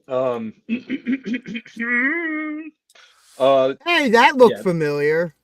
That was a red 9, but it was a little bit close. I mean, Pat couldn't get Yeah. his full range on it, and you can still see the impact had done its job, but Oh yeah, usually, distance plus acceleration equals force, man. If you're taking that whoa. from further away, that's not a mathematical formula. I just made it up. But if you're taking that from further away, I feel like it would hurt a lot more than if you were taking it from closer. I don't know, man. Pat throws a lot of oomph behind it. You got to remember the trajectory of his body's coming into that too. He's All thrown his his arm weight. into that swing, man. Like as Yeah, somebody but who's as he taken it, travels further, the mass, intensifies. I don't know if he's traveling further. It might give him the ability to wind up even further. So he's really Look, I never passed recoiling. physics. Okay. Loser. Damn! Here's I that like how tower the spot. dam dropped in as soon as the camera cut. That was phenomenal. Yeah, right. It was like screen went to black. There's a Damn. tower moment there I was trying to get to. Yeah, that was clean. That was cool. That was a great match. We love Pat Really Dynamite here. enjoyed it. I gotta say though, it was nice to see Stife kind of carry his own without the Gumar out there. He did last week as well, and I think the week before that as well. But Yeah. I think he doesn't need her anymore. Stife is a worthy competitor, and we've seen that week to week. We Yeah, just, at this and point, need to see him catch a little fire and get some wind behind him. Yeah. then after that match, Pat Dynamite gets on the mic. After the match, Hey. Pat Dynamite announces Jam Session 11, Come As You Are, next week, and calls out KTB. Which will be the KTB. main event this Friday. Can't wait for this match. We've only seen KTB take on a bunch of small dudes or like one big dude, and now we get to see KTB take on a small dude who has beaten big dudes. Well, I mean, to be fair, we did see KTB take on Declan, who is kind of a similar size to Pat. So I mean, it's not like the giant can't be toppled because we saw the work that Declan put on KTB. In that no holds bar with Matt with Face for the hybrid championship. Right, right, right, right. So like a lot of people, I'm assuming, are thinking that Pat is going up against a true beast. But this Pat that we're seeing post Skywalker champ, he's a lot more vicious and a lot more tactical, and we're really seeing him hone in. So Yeah. I think that KTB is really the handicap in this match going in Friday night. Well, she will I do also not. be there this Friday. She's just a GM though. She got demoted. Next, we had a Yeah, six-man she's tag no team longer match. the Gumish. Yeah. Next, we had a six-man tag team match between Wrath of the Wicked, consisting of Hamlet, Bones, and Sam Reaper with Amadeus, versus Gold Blooded and Malik Machiavelli and Nigel Carter. Oh, sorry. Yeah. I'm And tearing that up. yeah, and right before for their entrance, we kind of made a mention of it earlier. Mother Endless actually performed them to the ring. Mother Endless dropped some sick bars as Wrath of the Wicked entered. Can I continue? Well, you kind of stopped there, you know. I botched the line. I didn't say Mikey G. Uh, that was the next line. This is a rematch from Backcountry in which Gold Blooded pulled off the win. The story of this match is Sam Reaper trying to redeem himself after taking the pin last match. Wrath of the Wicked is Wrath of the Wicked controlled most of this match. Momentum shifts when Nigel gets a hot tag, but is only able to manage a 2 count. Gold Blooded hits a big 2-man dive to the outside. Moments later, Amadeus distracts the ref. Blackout attack Malik and Nigel on the outside. Once the action returns to the ring, Hamlet and Bones hit a big double team move on Mikey, and Reaper covers him for the 3 count. Wrath of the Wicked, Wrath of the Wicked with the win. Wrath of the Wicked. No, what do Wrath you of the think? Wicked. What are your thoughts on Wrath of the Wicked? We've seen them for a couple weeks now. We've seen some promos with them as well. Who wants to go first? Go. Dude, I love them. I know they're the heel, and I know I'm not supposed to, but I really have been enjoying their in ring, as well as Hamlet Hurts is obnoxious, but there's something just really comical about his whole aura and his whole character. You know what I mean? Like he's constantly berating the crowd, but it's because they're uneducated. They don't know Shakespeare. Um, but Bones, Bones is one of those wrestlers that you see, and it's been a long time since you've seen something original. And he really catches you like that. Like when I first saw him, it almost reminded me of like when I first saw like Mankind. Where I'm like, what is this? Who is this? Like what I was so caught off guard by the character that I wasn't sure how to approach it. You know what I mean? So then watching the in ring, like that pop over X Factor that he does, Yes. that move right there is probably it's right up there with Control Chaos's finisher, where they do the sweeps. Calculated chaos. Calculated chaos. Like it's just I love that because Hamlet whips him and then or he kicks him in the abdomen and then Bones comes and does that modified aerial X Factor. Like I love it. And even their teamwork, their teamed up finisher where he's kind of got him in like a torture rack and then does the Yeah. does like the what's Drew McIntyre's finisher. The Claymore. Yeah. And then Bones hits him with the Claymore and drops back. Here it comes. Yeah, Oh, right no, here. no, It's no, like this isn't it. this is the actual. This is a modified torture rack. But then he smashes Machiavelli's head into the turnbuckle. Oh yeah, this is rough. This is Not rough. only the near one, but he hits the far one too. Yeah, right there. Ow! Like, oh, talk about a crick in the neck. As he's Oh, trying to recite Shakespeare. oh, he was doing a pretty decent job. He was a little out of breath by this point.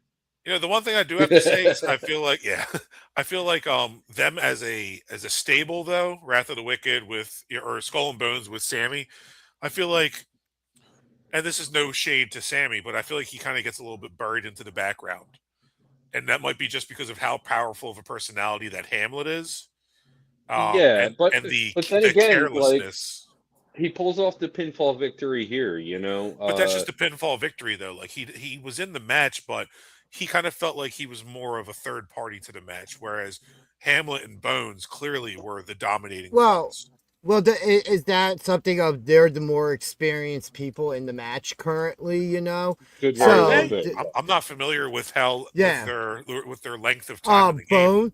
Bones has actually had matches with NWA. You're breaking up. I'm sorry. And I believe if he didn't just have one, he has one. Bones has had a match with NWA. Oh, okay. So there's experience with them there. Sammy, being the young boy, you know, you kind of take that step back, but also the personalities of both still. him and Bones. But we've seen Sammy grow week after week, And he month still after month, is. and oh no, absolutely. But as I said, Sammy on his own in his singles matches really shines. When you're putting him in this tandem right here, where you got him with these two other dominating forces, he falls back to a third. Like I don't feel like he's a forefront in this faction. I feel like it's Hamlet, then it's Bones, then it's Sammy. You know, I mean, and that's okay at the moment because in the end, this is all Mother Endless's work. That Right. she's put this group together. It's not Even like though he went she, on his. even though Go for ahead. this match she came out, spit a few bars, and then just left. Yeah. That Although I thought that she was spitting weird. fire, bro. She was some hot fire. Oh no, her bars were sick. Her bars were sick. Even though she kind of stepped on, and here's where Blackout interfere. Yep. But yeah, she kind of stepped on Gold Blooded's entrance a little bit. If you watch it back on the YouTube, the camera pans back and they're just like, "What do we do? What? What do Wait, we? Why aren't we running to the ring right now?" Yeah, Mikey, all the talent in the world, just didn't have it this time. Yeah, I want But to you see know, I want to see Mikey take on Sammy in a singles. Yeah. Wait, have we seen that? No, we haven't seen that yet. Yeah. Because at the open house, Mikey took on Machiavelli, Right, right. And Sammy took on, Golden Child. yeah. and then Here it here's the is. finish. Here it we were is. talking Here's such about. what a we were great- talking about. Oh my Oh. God. A torture rack Claymore combo. Yeah, I wonder what they Sure. call it. We need to get them on the cast. I mean, we probably can only get Hamlet because Bones is probably in a cage. We could try to get a translator, but what does Yeah. he even speak? He speaks You voodoo. know, he kind. You know, when I see him and this like the sounds he makes, it reminds me of Ace Ventura when nature calls. When you have the dude in the backpack coming out, the little dude for Ace to fight. Bro. Nobody, and no, I mean nobody messes with the dude. Next, Bumblebee we had a tuna. Bumblebee Tuna. Next, we had a wrestler's court segment on trial where Tommy Biz and Classy Mike Trash. I won't get into that. I will defer to Ginger. But it led to a rematch between challenger Alex Rivera with Tommy Biz, Mike Trash, and Dylan Shaw versus champion Billboard Bill Gold with Devin Ridley. Oh, so This first is of my all, deferring to you for the trial part. yes, yeah. Was that in the script as well, and you weren't supposed to read that? No, what the script said is no, what the script said was I won't get into that, but it led to. But I was like, since Ginger's here, I will defer to Ginger for this part. Oh, excuse me. So yeah, wow, wrestlers court. I absolutely enjoyed because this wasn't the only time it happened. We have it again right before that. I believe right before main event. Judge Holiday, yes. Judge Holiday Scott was Holiday was the judge. fantastic. You have the jury sitting behind him, typically where the other ring is. Typically And where we are. yeah, and they had the jury there with him and stuff. But I absolutely loved everything about it. The best thing was classy Mike Trash being found guilty and being stuck being the We're not janitor there at yet. the We're school. not. That's after the match. Yeah. Spoiler alert. Spoiler alert. Well, you told me to talk about, so maybe you should have talked about the match first. No, no, no. We're doing this chronologically. You talk about what happens But before the yeah, match. yeah, I yeah. But talk you about the told me to match. talk about Wrestler's Court. So I get in a their last in their match last match at happened in the middle, Backcountry, but this might be a in their last match at Backcountry, Alex got himself disqualified with a low blow. Much like their previous matches, this one was an absolute slugfest. Unlike their previous matches, this one started out hot. No one had the advantage for too long. Late in the match, Tommy Biz enters the ring and restrains Bill Gold as Alex charges up for the spear. Billy evades and Alex spears Tommy Biz. Big Bill hits the back hole slam, and my autocorrect said backhoe slam, but we all know it's the back hole slam for the 3 count. Black hole. Billboard You backhoe. Billboard. I I can't don't even. even know if that's Billboard PG. Bill Gold. Billboard Bill Gold retains the SPO title. After that, Tommy Biz and Mike Trash were found guilty and sentenced to janitorial duties. So yeah, for the next one, we'll just go through the whole thing. Then you can let me talk about Wrestler's Court some, because it Okay, is a thing okay. to where it's a thing to where something happened before the match. Then you wanted wait, me to talk about it. wait. Is Billy's finisher called the black hole slam or the back hoe slam?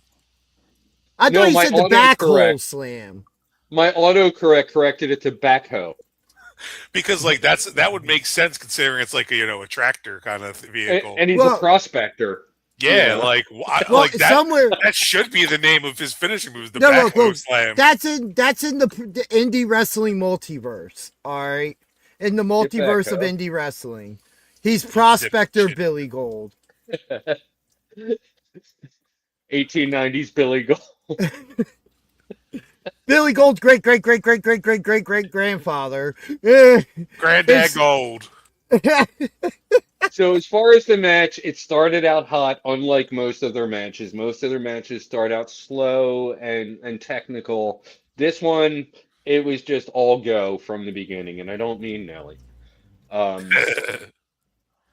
Yeah, they literally started the match as soon as that bell, the first ting of the bell hit. They were punching each other in the face. Oh, you which said Ting, I'll be doesn't right back. which doesn't really surprise any of us with how Alex has tried to do everything under the sun to get that title back, Yeah. and he just keeps getting caught every time. Absolutely, but you had so many other factors that were going into play in the match like this. I mean, look at all the personalities around the ring. Huh. You got lawyer Clockwork Dylan Shaw. You've got classy Mike Trash, He looked more like a public defender to me. who Clockwork Dylan. Dylan, yeah. Yeah.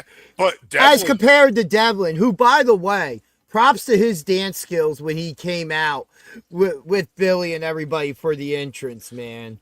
anybody who was in middle school from 1990 to 2004 knows to do that dance when Cotton Eye Joe comes on. I'm 38 years old and I still remember that dance. So when I saw Devlin bust that out, I'm like, wow, that's like sophomore cotillion. But you know what? These two, I think you could put them on every week and they'd give us a different variation of the match, and Billy probably still comes out on top in the end. I mean, like this rivalry has run its course, though. I feel like Yes. we need it. We need to finish it. We need a finalizing Yeah. moment. Both of these wrestlers, they're phenomenal in their own right. Even with my beef with Alex, the guy is a phenomenal wrestler. He's a domination in the ring. And let me just say, since we had him on the podcast last time, and I brought up the whole "I miss your spear," I've noticed he's set up for it and he set up for it twice, delivered it once. So I'm glad to On see that the Tommy spear is Biz. yeah. So I'm glad to see that the spear is back in his arsenal. But I was happy to see it delivered on Tommy Biz. I'm not gonna lie, because him and I had a little back and forth on Instagram. What else is new, So right? speaking of Instagram, very interesting that Lavari kind of admitted without directly admitting in the To comments collusion. on yes. Yeah. Yes. Yeah. So very interesting. I'm interested to see how that plays out. But now to what happens after the match, everything with Wrestlers Court and stuff, which I absolutely loved. Every moment of Wrestlers Court I'm He's gonna got to at say least be 6'5", because I'm six yeah. yeah, two, and I look he's up to got him. at least a couple inches on you. Yeah. Yeah, I'm 6'2", and I look. Yeah, my neck arches, so yeah, he's at least 6'5", 6'6". But yeah, uh Billy, as we said, he picks up the win, and He's Hulk then Hogan size. yeah, we get the verdict from the jury and everything for the first Wrestlers Court segment, and well, who was it? Alex and Mike Trash. Trash. Not Alex. Tommy Biz and Mike Trash. Tommy Biz. All right, yeah, Tommy Biz and Mike Trash had to be janitors for the rest of the night, and let me tell you, they did an absolutely horrible job. Oh yeah. People were throwing trash right in front of them, and they wouldn't pick it up. And No, I know that absolutely bathroom was awful rough. job. I know that bathroom was rough that night. And I'm sure they didn't do a bang up job on that. No, I'm glad they finally put the big cans in the bathroom, though. Yeah, that makes a lot of sense instead of the overflowing tiny cans. Yeah, it was nice to walk in there. I'm like, oh, something A to lot of adequately people, carry. a lot of people like to wash their hands, you know. But yeah, next up we had intermittent. Next up we had Intermission. intermittent. We had an intermission. Next up we had intermission. Do do do do do do do do do do. Doing stuff I can't do on camera. It's intermission. Intermission. they might have had an intermission, but we don't have an intermission. Coming back from intermission, Pedro Pablo versus Logie P for Pedro's stolen ring gear. Logie apparently jacked Pedro's gear sometime last Friday before the triple threat between him, Logie, and Sam Reaper. With the ring of the bell, Pedro charges and attacks Logie for the early advantage. Pedro's in control until Logie turns the tides with a second rope dropkick. Logie attempts three amigos, but Pedro counters. Neither competitor was able to gain full control until Logie attempted to use the gear bag, which was stopped by the ref, but as the ref's back was turned, Logie hits a low blow and rolls up Pedro Pablo for the three. Logie P wins Pedro's gear. Which is crazy because, like, why would you want to own somebody's sweaty, stanky gear? Like, I get, I don't I get, know. Well, I if get you it's all saw his ego and if you like saw his if you saw his Instagram today, he's going to be selling it next Friday at the merch table. but then like Well, that's not possible considering like it's up for the match. Yeah, Well, that's what gear on a pole match. That's what his Instagram said. Well, Logie P's clearly as dumb as he looks. Listen, I saw his Instagram video today. I'm where going to he's catering. a coward. He's a By coward. the way, he called me an iPad dork during his entrance, Yeah, he did. and I was just like, okay, go ahead, get out there. Listen, I am sad that Pedro didn't really beat the hell out of him like I wanted him to. Because I want to see Logie P just get decimated. I want to see someone just obliterate, throw him through a door, hit him with chairs.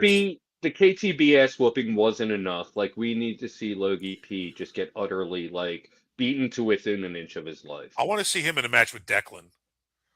Like, give him a shot at the title. Sure. I just want to, in a no holds bar, I just want to watch him just get destroyed. Like, Declan would absolutely decimate him, just like he would if Ginger was in a match. Oh, Ginger, I didn't realize you were back.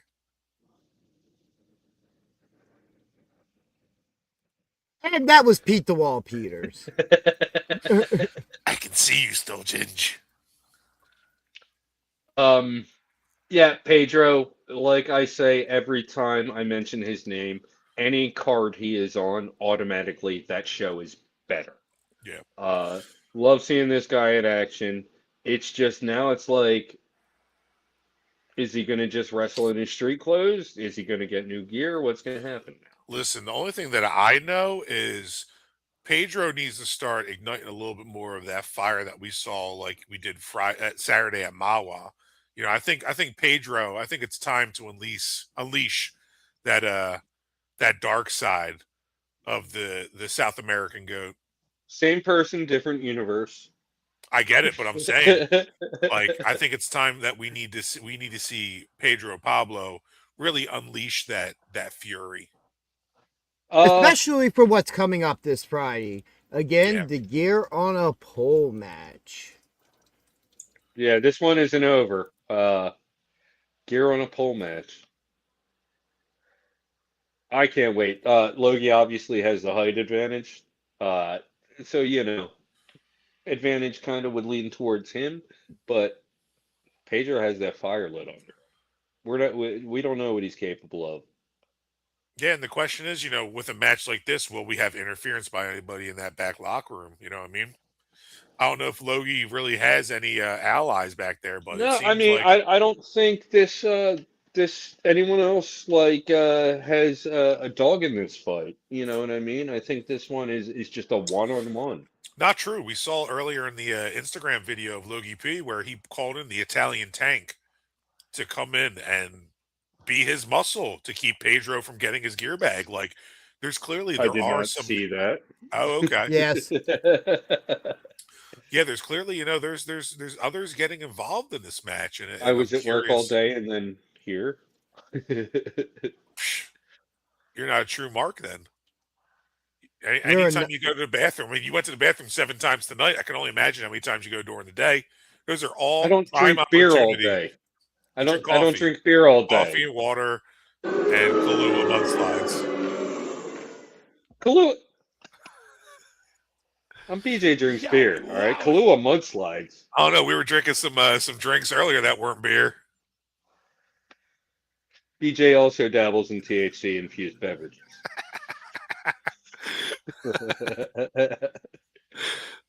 But I'm not going to make a whole Instagram page for that.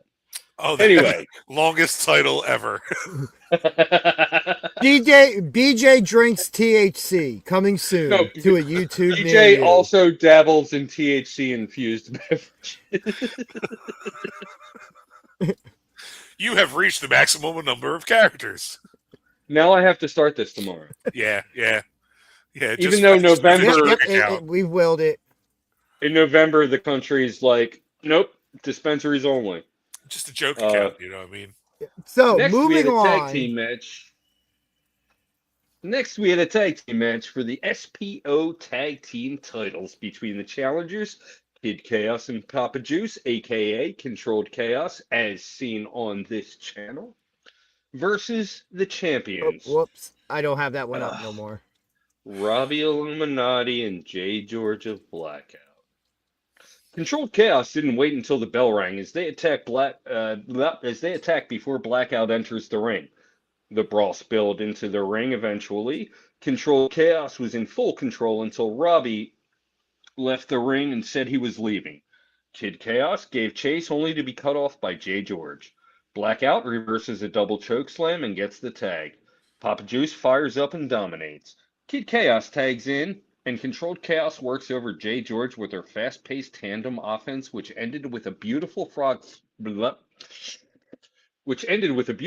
splash from Papa Juice. Juice covers George for the 1-2. Robbie pulls the ref out of the ring and punches him right in the face. Robbie hits a big DDT on Chaos and goes for the pin, but the ref is still recovering on the outside. The ref makes it back into the ring for the count, but Kid Chaos kicks out at 2. Jay George attempted to bring Jay George attempted to bring one of the title belts into the ring, but he is stopped on the apron by Malik and Nigel. Malik and Jay George struggle for the belt, which ends up with Robbie taking a belt shot right to the head. Nigel gives Jay George a belt shot, and Malik and Nigel head back to the locker room. Back in the ring, Kid Chaos hits an assisted splash on Robbie and pins him for the 3. Your winner and new, hold on, hold on.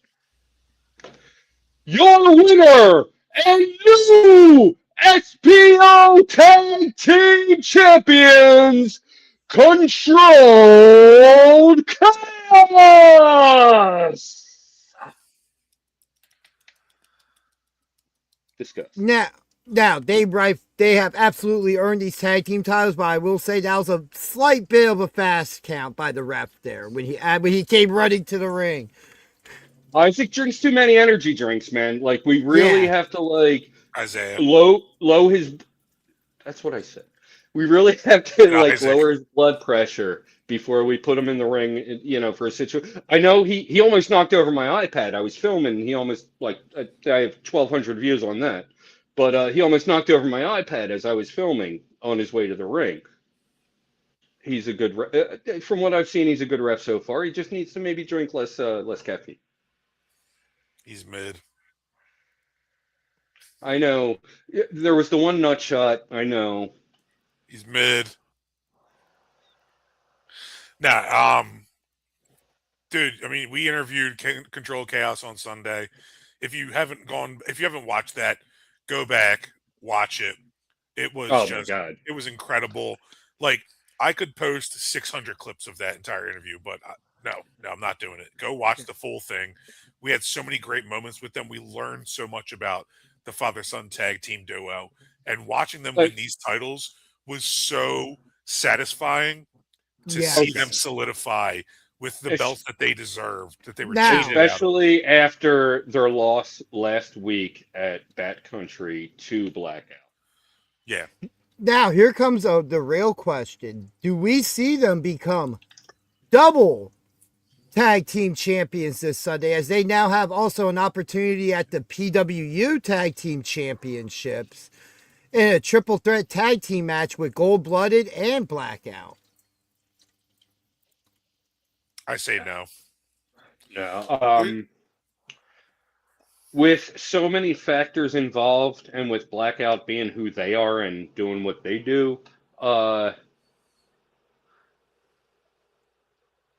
they're going to find a way. And also, they're determined to take gold into Vegas. We've seen the promos. You know what I mean? Exactly. Well, I have to ask the question. No, I got you. I mean, when I didn't realize when BJ showed me the flyer earlier, I thought it was just a rematch between Control Chaos and Blackout. I didn't realize Gold Blooded was involved as well.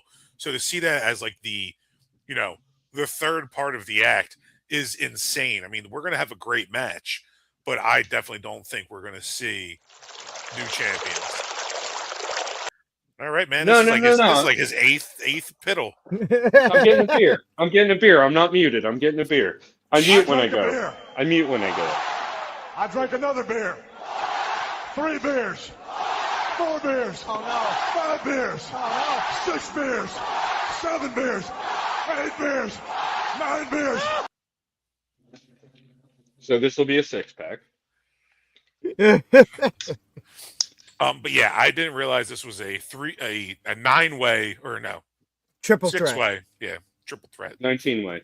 19-way. So definitely looking forward to this match. There's going to be a lot of highlights from it that I can't wait to capture. But yeah, no, Blackout's retain this. They're not losing these going into Vegas. You get them, especially going against Vandal 88 or 48. They're not important enough to remember. I'm Team Blackout. When they're in the Pro Wrestling Star Academy, I'll boo them till there's no ends. But when they're representing us on the grand stage out there in Vegas, it's all especially against Vandal 48, where I don't know them. We saw them at GCW. The Ohio boys. Yeah, the Ohio boys. Like, no, I'm Team Pro Wrestling Star Academy. Blackout going out there in Vegas. I'm all for them. They've got my stamp of approval for Vegas. Blackout are assholes, but there are assholes. Exactly. Yes. There it is. That's the perfect statement. Agreed. It's not Blackout for this. It's Black Market. It's Black Market now, because they attacked Vandal 48 attacked Ruckus, and Ruckus now is unable to compete. So now they have the hybrid heavyweight champion in the Feral Face teaming with them for this match. Oh, I feel Which so speak, bad for Vandal 48. yeah, yeah. I mean, See how evil this smile is? and which speaking of the feral face, who will also be competing this Friday, defending the hybrid world championship. Yeah, so I saw Yeah. this one announced earlier, and it kind of caught me a little off guard. I'm not going to lie. Yeah, Hey, me too. this isn't a prediction, it's a spoiler. Face retains. Yeah. I mean, the only worthwhile opponent in that ring is Bobby Casale because we've seen him. He is a master But of destruction. can he, we know it's a hybrid rules match. Do we know if he can handle what Face is capable of? Yeah, No, because we've yeah, never seen Bobby in anything other that than just a singles situation. match. Yeah. And So and yeah, Aaron Ortiz, like, quick work. yeah. So let's move on to the fatal four way. The penultimate night of the match was a four-way match for the world traveling Skywalker title between Sam Adams, JJ Smith, Twitch, and Tarzan Duran. We haven't seen Sam Adams or JJ Smith at PWSA. Tarzan Duran defeated Twitch in a grudge match on March 6th. 6th. This one started out hot as Tarzan dominated early. This one was very fast-paced and hard-hitting, with each competitor hitting big moves until Tarzan and Twitch ended up facing off in the ring. Twitch wraps Tarzan up in an STF variation, just as Tarzan was about to tap, JJ grabs Tarzan's arm to prevent it. The battle rages on until Tarzan rolls up Twitch for the win. Tarzan retains the world traveling Skywalker Championship. After the match, Tarzan challenged Twitch to a submission match next week for the world championship. Your audio, for some reason, cut out literally at the very last two words. My headphones are dying. Oh, okay. There we go. Yeah. But that was a very good summary on the entire match. Yeah, it was hard hitting. We saw a lot, as you said, we saw a lot of everybody dropping in their dominating moves. You know, I was really impressed by JJ Smith. Sam Adams, not so much. You know, his beer sucks, so like I thought he sucked. Yeah, big your beer sucks chant in the crowd. And if you watch it back, Johnny Cashmere makes reference to a guy named BJ Drinks Beer who might be in the crowd, and he was also chanting your beer sucks. And this guy is a world-renowned connoisseur of beer. So we know if he's saying your beer sucks, Yeah. BJ Drinks Beer doesn't, you know, he doesn't chalk it up. He tells it like it is. Will, if you're watching, I'm so sorry. It's all right. He ain't. Will ain't watching. Are you kidding? Will loves old school wrestling. This isn't old school. He loves indie wrestling. Old school indie wrestling. Oh, pop that one back up. You took it off the screen before I could read it. So there is APP hybrid lineage SPO and PW. I mean, we have those wrestlers. Yeah, pretty much. You know what I mean? Everybody's welcome at the Pro Wrestling Star Academy if you want to throw down and, you know, and have a blast. I mean, yes and no in a way. More information to come on that in the future. Not exactly. That's about as much as I can say about that. You can't put it in a box like that. But yeah, there's you a are lot. Kind of correct. But there is more information to come in the future of stuff. Yeah. I just know from watching the training videos that it seems like there's a healthy crop of a lot of people who aren't just solely, you know, affiliated with SPO or PWU. You know, it seems like a lot. Yes. Exactly. That's what I'm saying. So, like, that's what I mean. I've seen catch point people there. Yeah. One of my Skid favorite Row. wrestlers, freaking Hopeless Vaughn, you know? Well, that was super crazy, yeah. Yeah. I didn't hear you. But he trains at Skid Row as well. Okay. Before the next match, we have another Wrestlers Court segment. On trial is the Goomer Angel Orsini and the Backseat Boys. Tommy and JP. Oh, sorry. And the Backseat Boys, Tommy and JP Grayson. Again, I'm not going to get into that, but I will defer to Ginger. This match also led to trial by combat. And I have nothing about the rest of the sentencing, so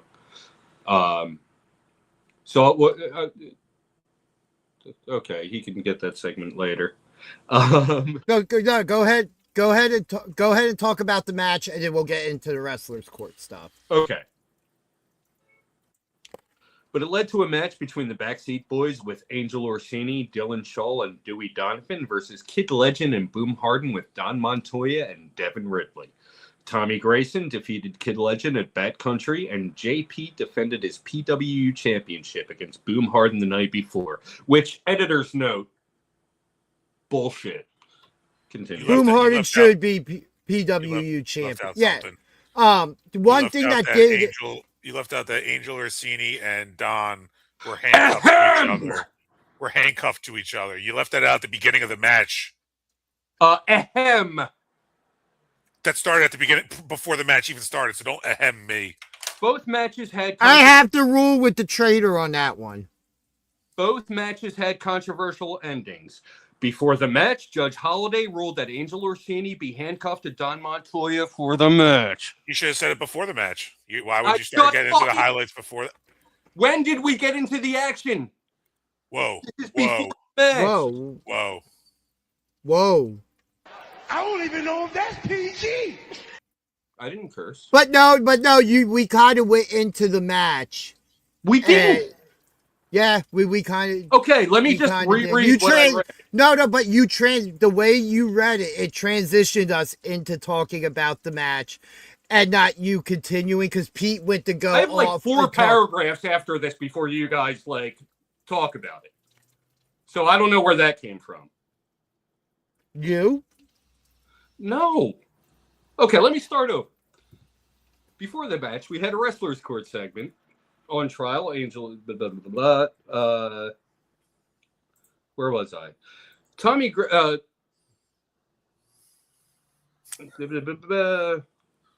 Both matches had controversial endings. That's where I left off. Before the match, Judge Holliday ruled that Angel Orsini be handcuffed to Don Montoya for the match. This one was chaotic from the start. Early on, after Boom and Legend hit tandem over the top rope dives, Tommy pushes Kid Legend into Ian Knox at ringside. Tommy charges in for a kick, but he's taken down and stomped by Knox. There's history there, but I didn't include that in the script. Back in the ring, Boom and Legend work over JP until the backseats are able to take control due to interference by Dewey. The backseats work over Kid Legend until Dewey and Dylan Shaw attack him while the ref's back is turned. This causes Dylan Shaw and Devin Ridley to brawl to the locker room. Back in the ring, the action is back and forth until the backseats capitalize on another distraction, this time by Angel Orsini. Tommy takes out Boom with a Yakuza kick. Legend takes out Tommy with a super kick. JP hits a sling blade on Legend and hits Boom with something. Both teams recover, and Kid Legend and JP. It was like kind of like a reverse Russian leg sweep. An STO. Okay. Yeah. Sorry. I couldn't think of it then. Yeah. Where was that? Oh, there we go. Both teams recover, and Kid Legend and JP go blow for blow. Boom tags in, tells Legend to go to the top rope, and tries to lift up JP, but Tommy comes in for the save, shoves Boom into Kid Legend while Dewey is restraining Kid Legend. The backseats hit a T gimmick on Boom for the win. Backseat Boys defeat Kid Legend and Boom Harden. Boo. Don't like to see them win ever. No. I used to. Yeah. I'll tell you what, though.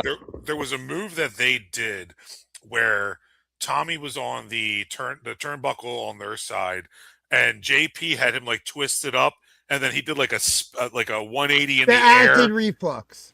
Dude, that was freaking awesome. You're about to see it right now. Yeah, this move blew me away. I've never seen it before.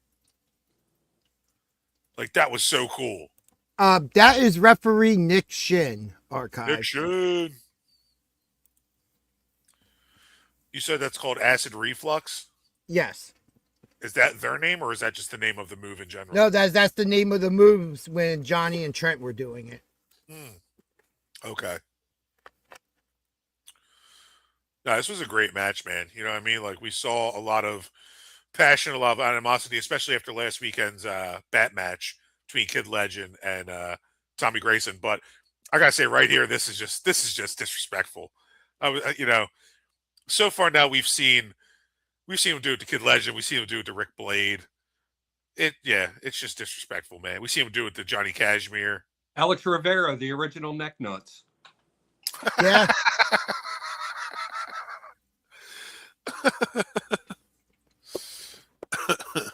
We have a banner, right? Yeah. Somewhere. I don't Found think. Yeah, that was back when I was Thrash Gecko.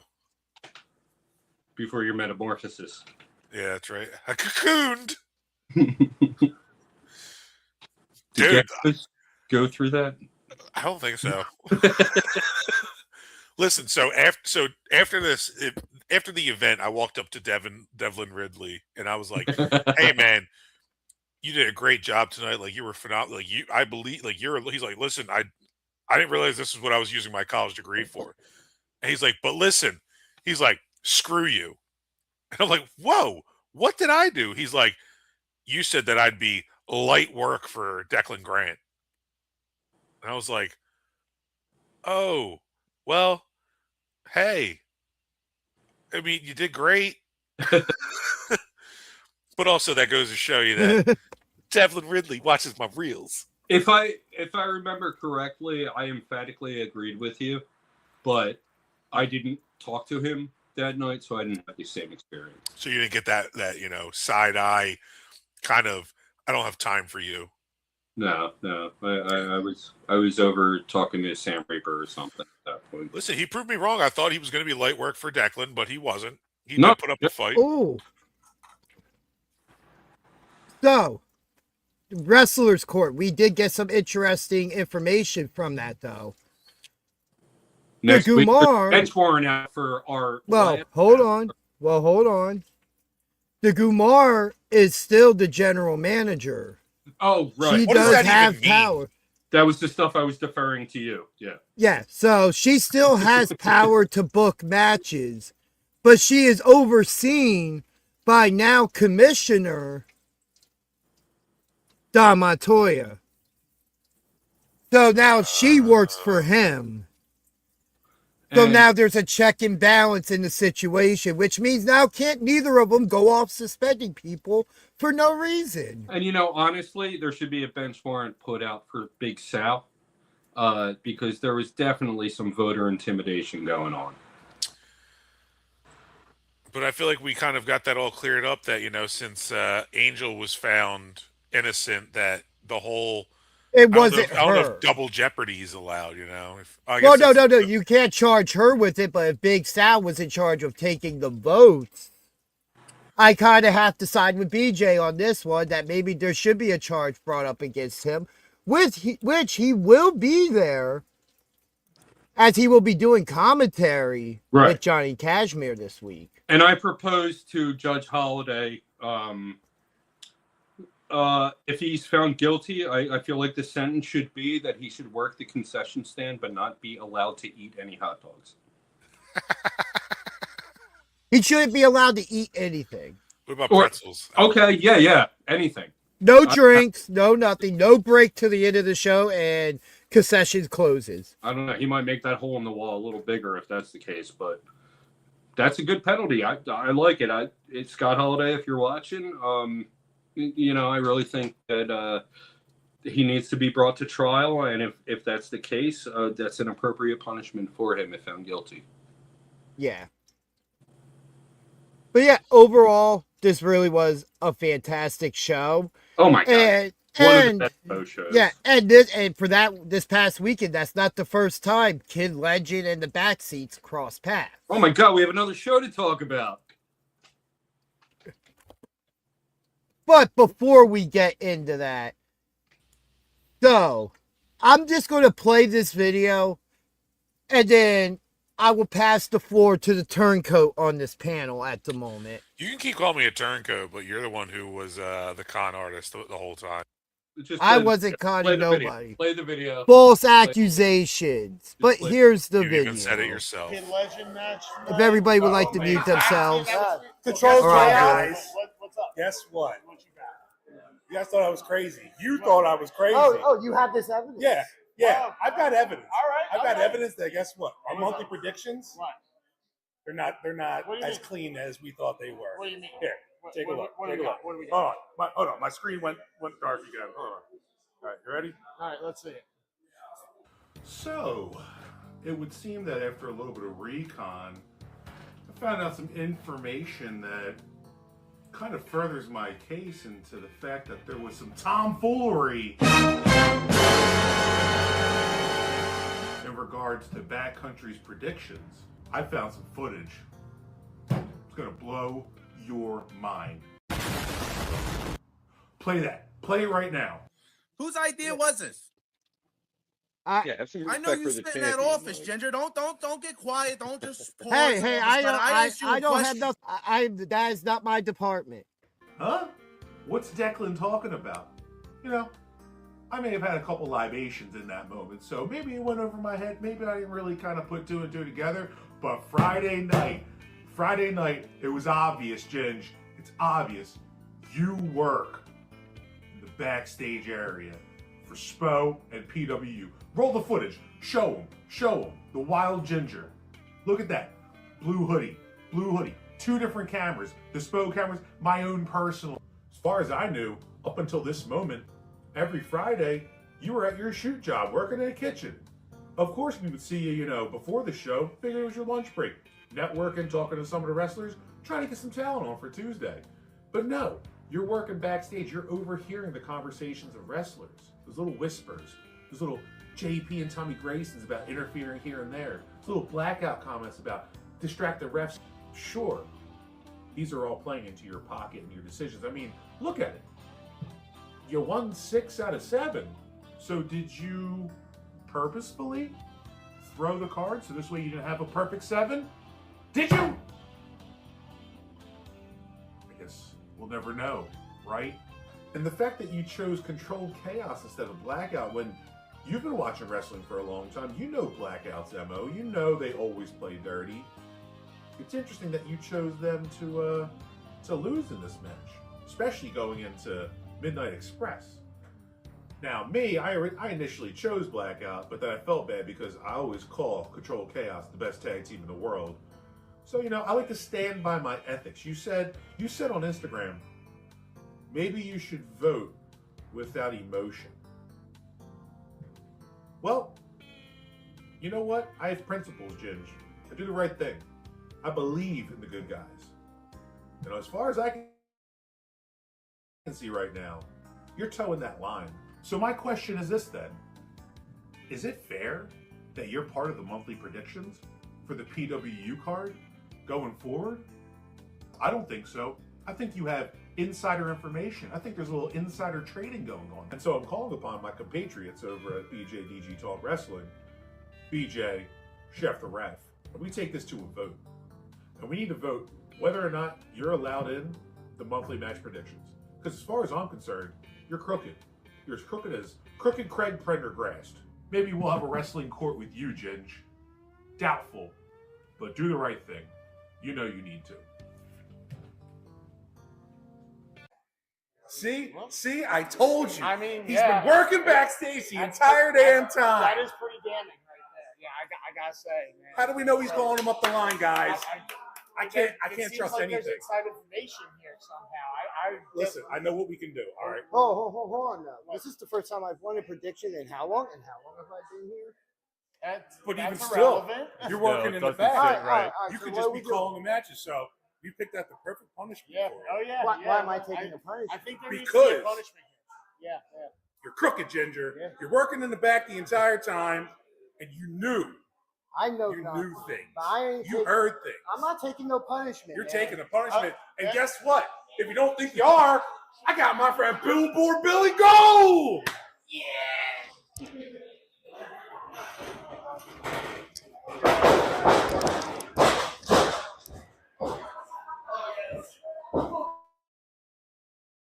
Oh, yes.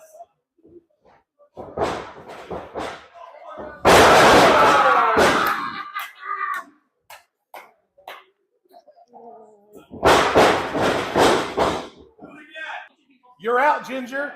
No more monthly predictions. It's only fair. Only fair. Sorry. Ref ruling. See you later.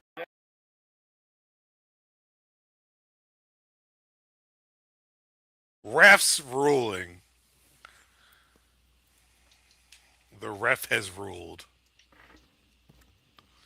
Questioning Ginger's my out. integrity. Ginger's is out bullshit. from monthly predictions. You're out from monthly predictions. You don't get the vote anymore because you work behind the scenes. And even if you don't actually know who's going to win, you're too close to the action. We can't trust you. Well, as one of the namesakes of BJ and DG Talk Wrestling, it has come to my attention that the Danger Ginger will not be attending the Vegas shows. Therefore, I will allow his predictions on the show. But he's exempt from everything. All the other PLEs.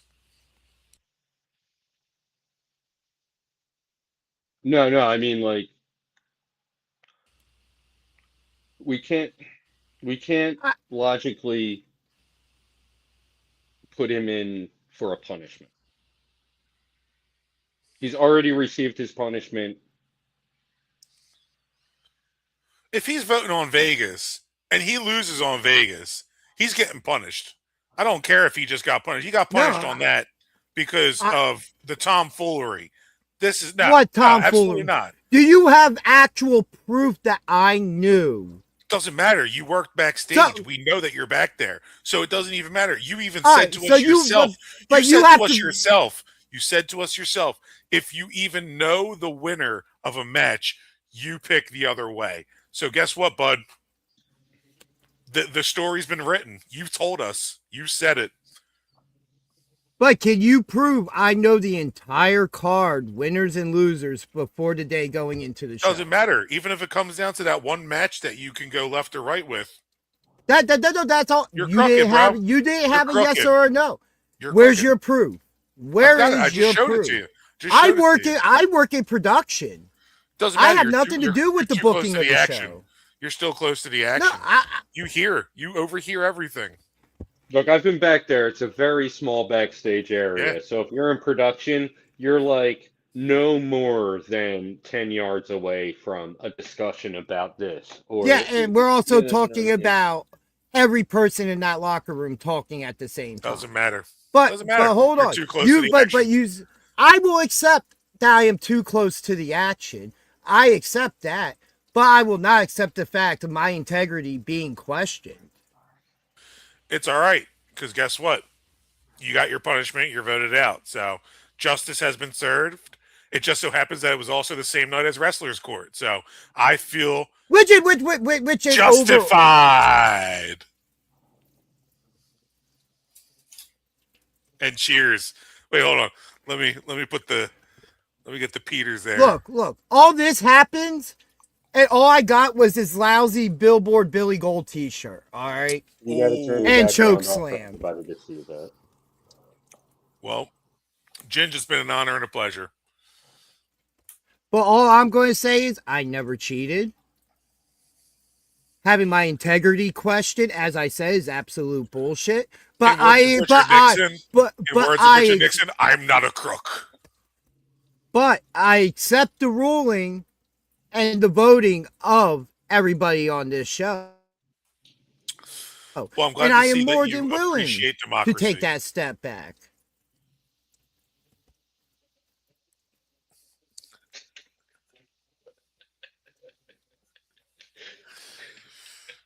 You know, it happens. But that's all I'm saying. You question my integrity, and that's what I will defend, is that I never cheated. That's fine. Pete Rose died before they left him out of, before they lift his sanctions. Oh, so. Great. So I have to die to be allowed to have picks again? Yeah. Way to be, buddy. Way to be. Yes. But real quick now, all due respect here real quick. I felt that choke slam, even on the crash pad, for a couple days still. Billy Gold is no choke. As you know, you took a chop from him. That man His is as his powerful. hug could kill someone. Yo, I just had him walk by and pat me on the back, and I'm like, all right, I know who that was automatically without turning around. Who's that freaking mosquito? Like, that is the world's biggest mosquito, I'll tell you that much. But no, I accept the ruling of the panel, but I will not accept having my integrity questioned. All right, well, I don't know how you're gonna rectify your integrity, but Yeah, like all we're saying is, you're back there. Again, I accept that I am in the back. I am there in a working capacity. I am not But saying the punishment was not needed. My back being damn near broken on a crash pad was not needed. It I was not enjoyed my it. idea, but I voted for it. Sorry. I thoroughly enjoyed it. But yet you have no actual proof that I ever cheated. Let's make that clear. I just showed you all the evidence. No, you showed me circumstantial evidence in the situation, but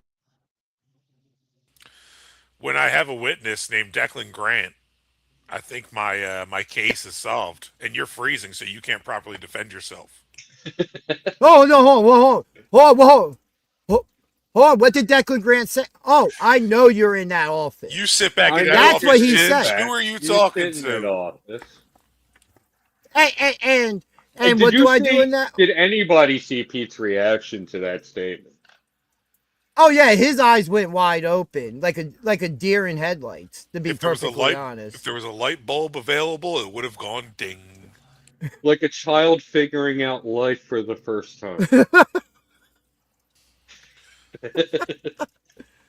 But yeah, just real quick now, we did talk about this a little bit on Sunday about the Glendale show because we had Control Chaos on and they were a part of that show.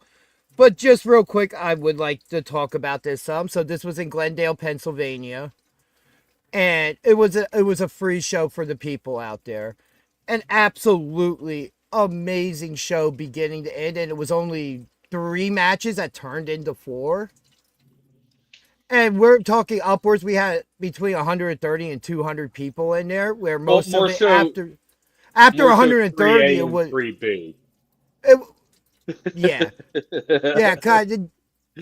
But it turned into just 70 people standing room between standing in the middle room before coming into where the ring was and everything was set up. But that crowd red hot the entire night. You saw it in the clip that I'll be playing again in a couple minutes. Yeah. But just to run this down real quick, the show started off with Amadeus coming out and issuing an open challenge. A wrestler who is from the area comes anymore. Yeah. Taurus answers Black the challenge. Taurus? No, not Black Taurus, just Taurus. I wish I had the footage of this to show, but unfortunately, did he at least have like a Minotaur mask? No. Oh. At that point, that's just gimmick infringement.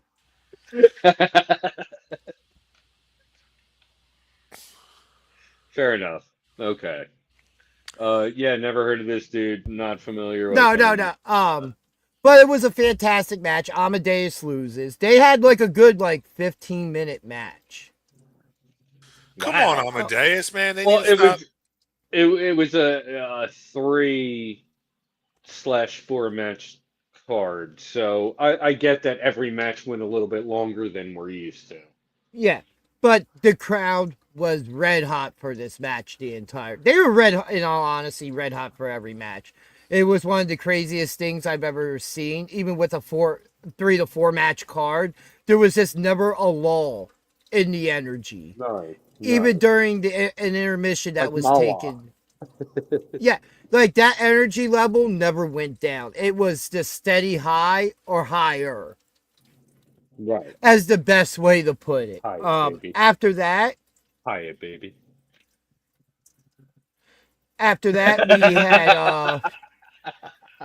By the way, I did see your question earlier about Amadeus managing, and he's a pretty good manager, to be honest. The past couple of weeks we've seen him managing, it's been pretty good. He hasn't really done much More either of a way, coaching type role, like calling yeah. stuff out. You see it during the 6-man tag this past week, Let's just Friday. say Archives as a manager, he hasn't gotten involved. After that, we had Chris Bishop from the Rep taking on Calypto in an When intergender will the match. Rep be back in Mount Holly, New Jersey? That's what I want to know. But either way, Yeah, and this match there's a one spot in this match. Chris Bishop. There's this kid at ringside. He calls to the kid to come up, and he takes this kid's beanie hat off and just starts smacking Calypto with it. Absolutely great.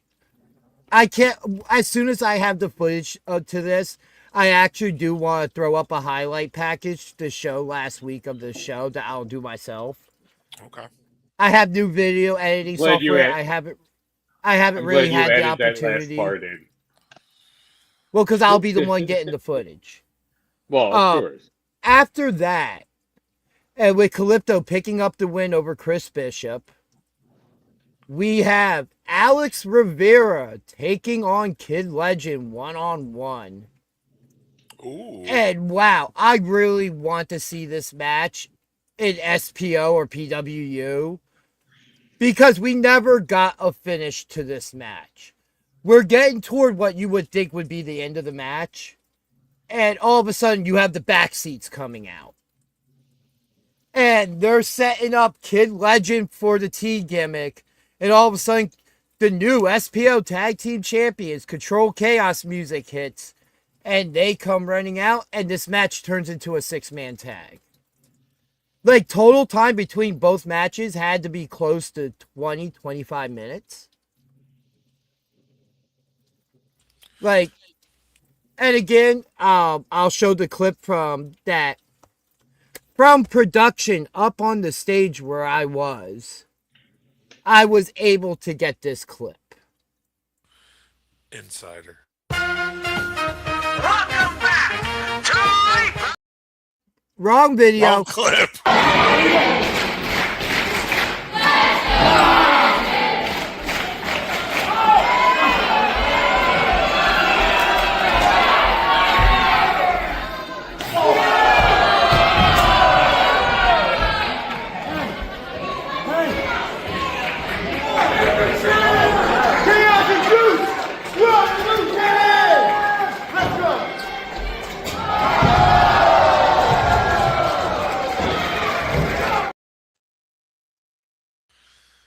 Chaos and Juice, we're on the loose. Love that. I absolutely love this. Like, you hear them getting ready to jump off the stage, and to that point, and you still hear the crowd going nuts for Kid Legend.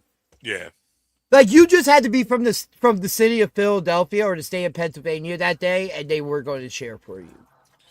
Well, apparently that's Kid Legend territory, so I wouldn't Yes. be surprised if a couple of, I mean, we see the battalion he rolls in with every PWU show, so when you're in his hometown, I can only imagine the love and support he's getting out there.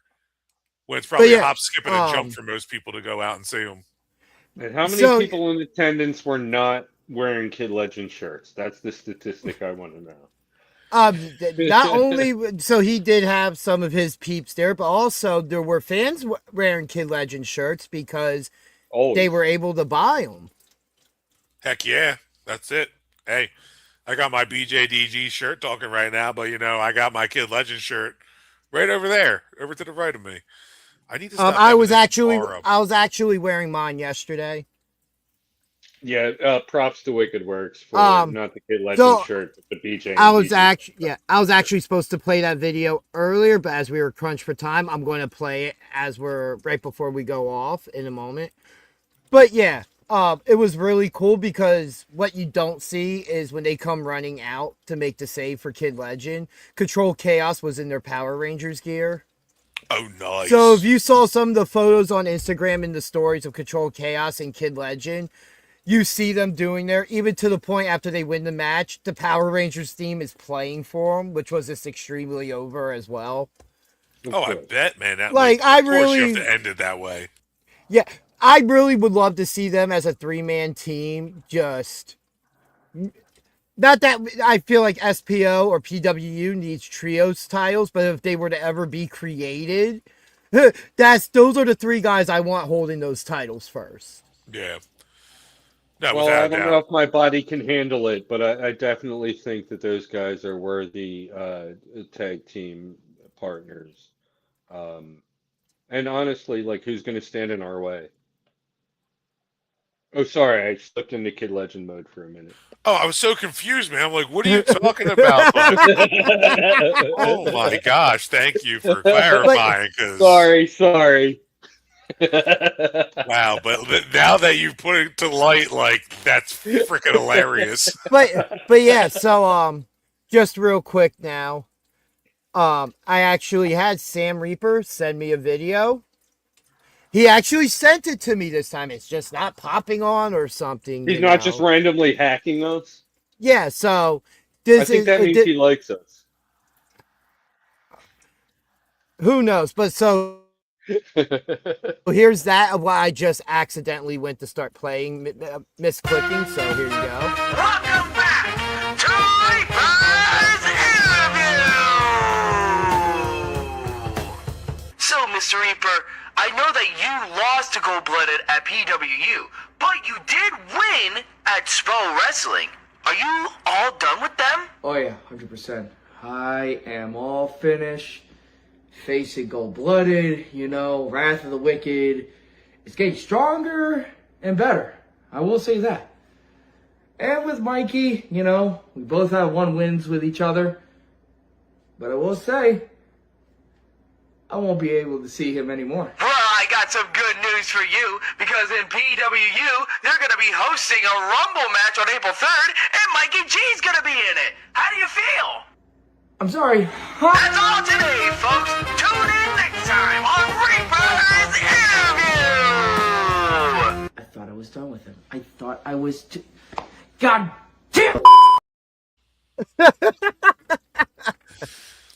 When I watched it earlier, I was like, all right, he did that brief cut before the, and I'm like, you did that last time.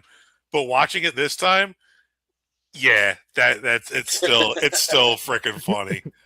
Like, it still worked.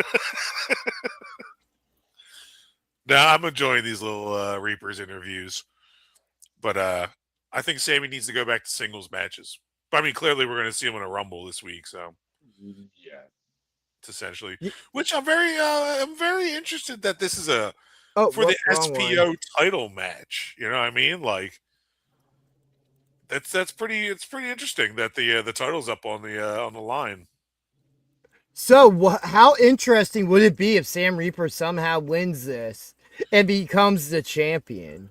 Dude, if Sam Reaper becomes the champion, I'll take whatever move he wants to dish on me. You know what I mean? Like, even like Sans, predictions, like, I'll take a punishment from Sam Reaper. If Sam Reaper wins the belt, he can chop me, he can drop me, whatever he needs to do. So interesting enough, if you actually retains, if Sammy wins, I'll give him 30 seconds to do whatever he wants.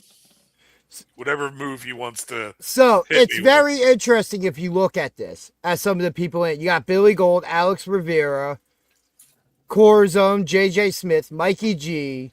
Oh, look at Boom hiding up there. I think that's Sam Adams. Yep, Yeah. Sam Adams, JJ Smith. Yeah, and then Amadeus and Sam Reaper, who are kind of a team. And Boom hiding up there. Boo, that's not Boom. That's Alex Rivera. Yeah, bro. Oh, no way. Open your damn eyes. I'm on a tablet, okay? Boom is in a 6-man tag later in the night. Or whenever it happens. The lawyers are wrestling now. The lawyers. Well, they've already wrestled before. But now they're wrestling again. But we didn't care about them then. Savage. I'm not. I was more so mocking you. With you like saying that Devin Ridley would be late work for Declan. He would be. He was light work for the most part. I don't care. I don't care if Devlin's offended by me. Listen, I root for Devlin. Like I'm a big fan of Devlin. But when it comes to Declan Grant, no, you're not I toppling that emphatically behemoth. agreed, but I just didn't Guys. talk to him that night, so I Well, might have had the guys. same experience. Guys, we do have What? a little bit of promoting to do and then get off of here. We've gone past the 3-hour mark. Hey man, we're having a great time, aren't we? No, not at all. You're not having a good time. I don't. You need to drink some of this stuff. Yeah. I don't enjoy being on stream with people who question my integrity. Well, then maybe you should go backstage and we'll finish it off.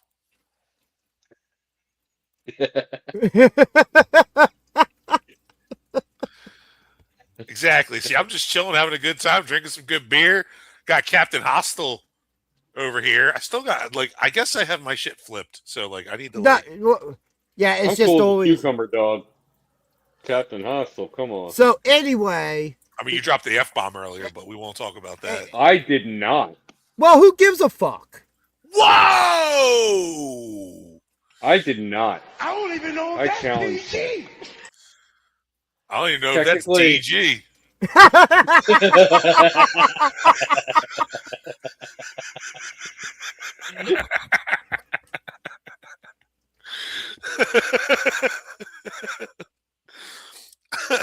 Anyway, submission match. Tarzan Durant and our guest that kicked off the show. Twitch. It was like 6 days ago. Yeah, I know at this point, right?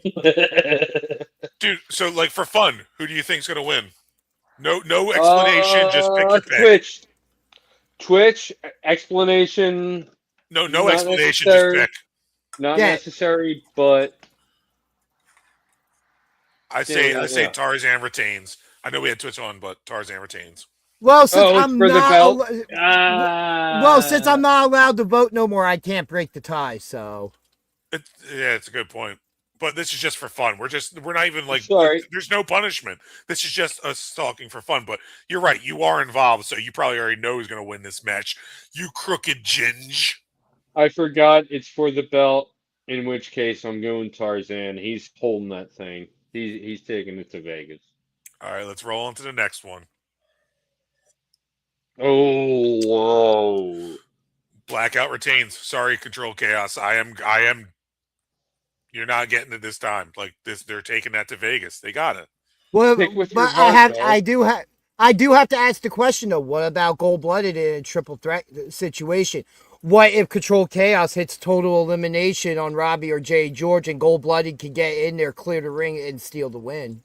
It's a possibility. All roads lead to Vegas, and Blackout is not going to give up those straps. Yep. Moving on. They talked. The hold Come on As one You second. Are Rumble. They talked a lot of smack to the Cougars about. You talk about we don't have any gold. Now we got gold. They lost one of the championship sets. Well, they lost the gold. Now they have the silver. Either way, they're going into Vegas with something. See, this one's a tough one. So yeah, Billy retains. Yeah, Billboard. You know what? I know that I'm not supposed to pick, but you know what? For this one, I will, just because I want to see you both take a punishment. Sam Reaper.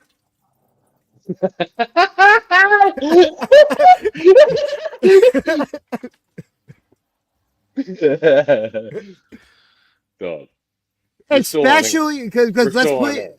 I was just going to say real quick. Let's put this into perspective. There's only one person I see in this match that two people who could realistically eliminate Billy in this match: Alex and Sam Adams. They are the only two Really, who have I'd go Alex and Corazon. I don't think Corazon can get him over the top rope. I would think JJ has as much of a chance as Sam Adams does, To be able to eliminate Billy. which is like 0.0002%. Sam Adams is all talk. That dude's he's like a little whapping chihuahua. Like, get out of here. I'm just looking at size and to be able to have that leverage to get him over. Well, Alex is Sam really the Adams only and one. JJ were At least. Realistic, I do give Alex the best odds. Yeah. Oh that no, situation. he's the other biggest guy in that match. But if he does win the belt, he wins this as, getting Billy over the ropes and not as a pin. So I wonder if that damages the ego just a tad. But the next match, Joe Clean versus the man that doomed me, Declan Grant, in a bathroom brawl.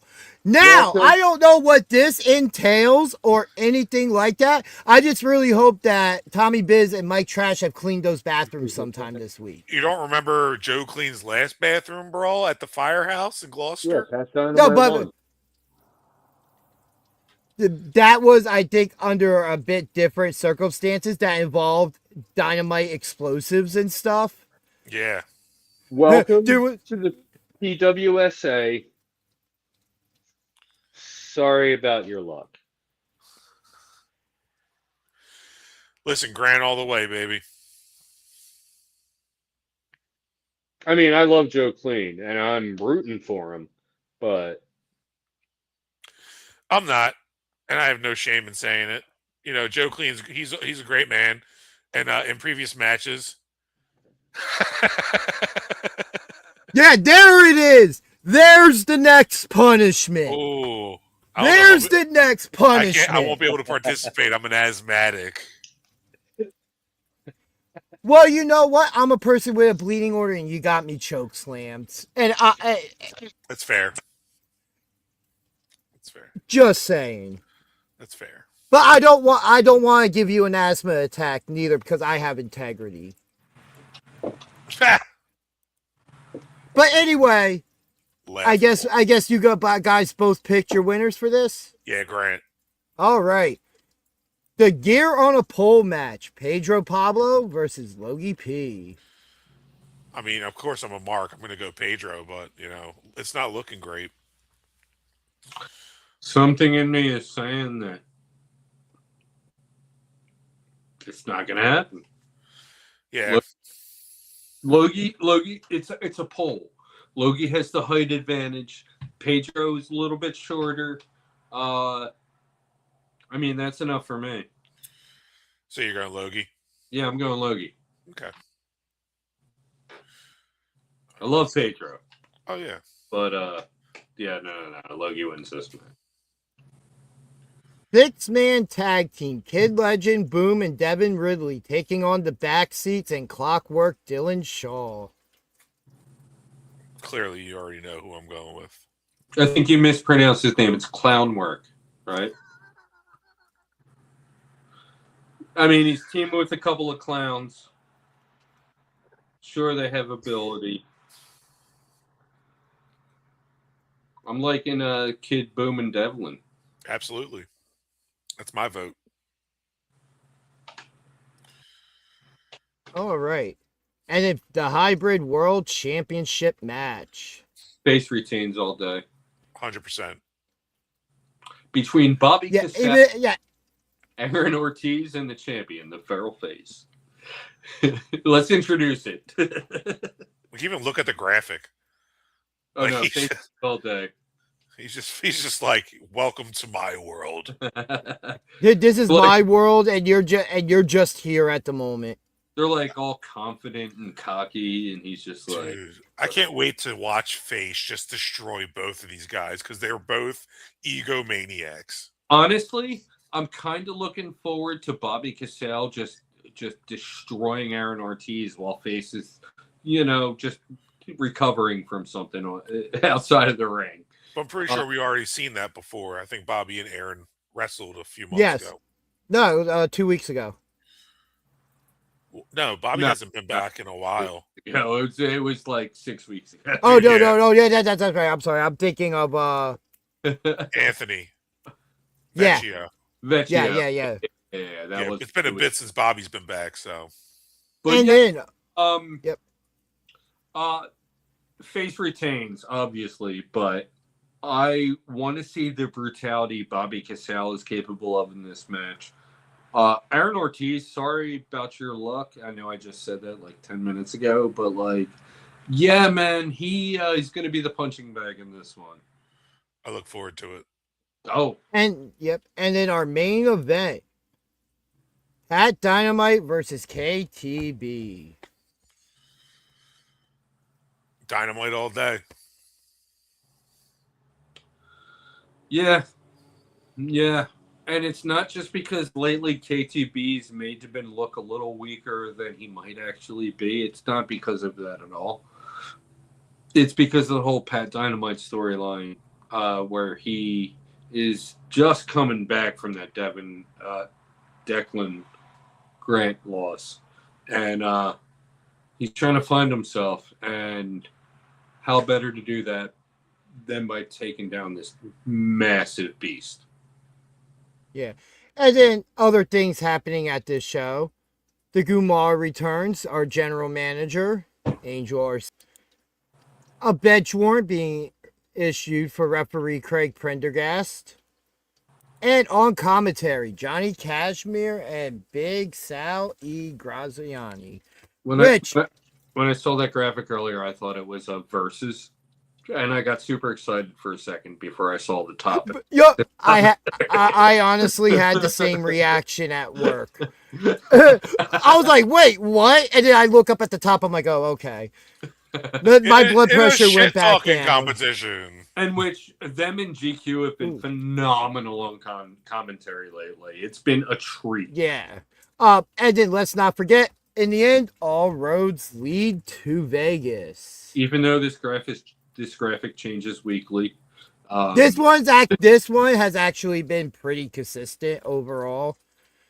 The three-way tag with Busted in the Brain, Alec Price, and Jordan Oliver taking on the back seats and taking on Joey Janela and Effie.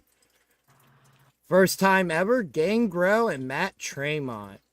Simon Gotch also appearing. The six-man tag team match, which we already talked about a bit earlier, Vandal 48 taking on Black Market, which I love that name for the team of Blackout and the Feral Face. Yeah. Women's triple threat, Mercedes Martinez, Priscilla Kelly, and Lacey Lane, which is the one match you would probably walk to Vegas for. Yeah. Just because of Lacey Lane. I mean, yeah. For me, it's AEW Priscilla. versus kind of AEW versus. I actually saw Priscilla Kelly wrestle at the Gathering. Really? Nice. Yeah. Okay. Oh, that's awesome, man. Yeah, she's great. Which, if you're curious about the review from this channel from the 2-day war between GCW and JCW, that video is somewhere on our channel.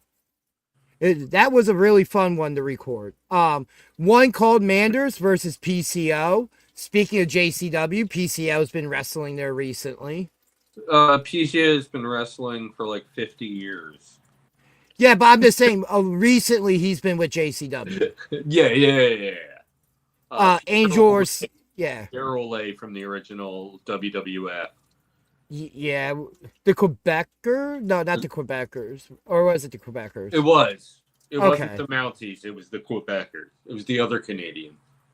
Yeah, and then Angel Orsini will be appearing as well, so she is general manager of SPO, and there is some SPO talent sprinkled out and through this. Kira Hogan appearing. Yeah. We have Pat Dynamite taking on the first ever Crazy 8 winner for PWU, Jack Evans, which I think that match is going to steal the show, in all honesty. That's the match I'm looking forward to the most. 100%, like, that's my early pick for match of the night. Yeah, Julie Cutler, who was ring announcer this past Friday night for SPO, who did a fantastic job. Battle rap legend Tay-Rock will be there. We have a women's four-way. I'm not sure if it's going to be for the SPO Hybrid Women's Championship, but Ruthie J, Brittany Brooks, Mia Friday, and Jasmine Allure. Ruthie J being the current champion, so she will be possibly defending her belt against these three. And now we're talking about defending titles. There's a Skywalker Scramble. Lucky 13. Not to mention that if, unfortunately, Twitch loses this Friday, there's going to be 2 Skywalker championships in this match. Yeah, which I was literally getting to. Sorry. As you cut me off. Sorry. Lucky 13 going up against Declan Grant, Tarzan Duran, who hold both separate, the World Traveling Skywalker Champion Tarzan holds, and the Silver Skywalker Championship that Declan Grant holds. As also in this match will be Angel Metro and Mickey Knuckles. That's insane. Who Lucky and Angel Metro recently have been kind of a thing. Item. Yeah, they've been they've been quite the item lately, and we'll see how that comes into play.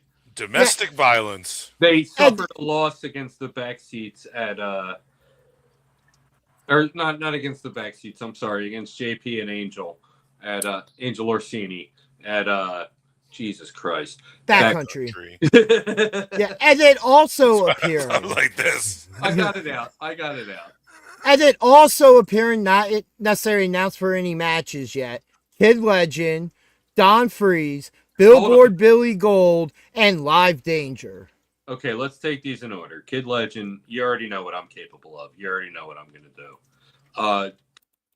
Anyway, since he's not Kid Legend, Imposter syndrome. Yeah, seriously, talk about gimmick infringement, right? We want to talk about integrity. And posing as somebody else so that you could get free concessions and everything. Come on, man. I think Ginger is calling out BJ. Ooh. Okay, that time I literally didn't know what they were talking about, and I didn't go back to the concession stand for like 6 weeks after that.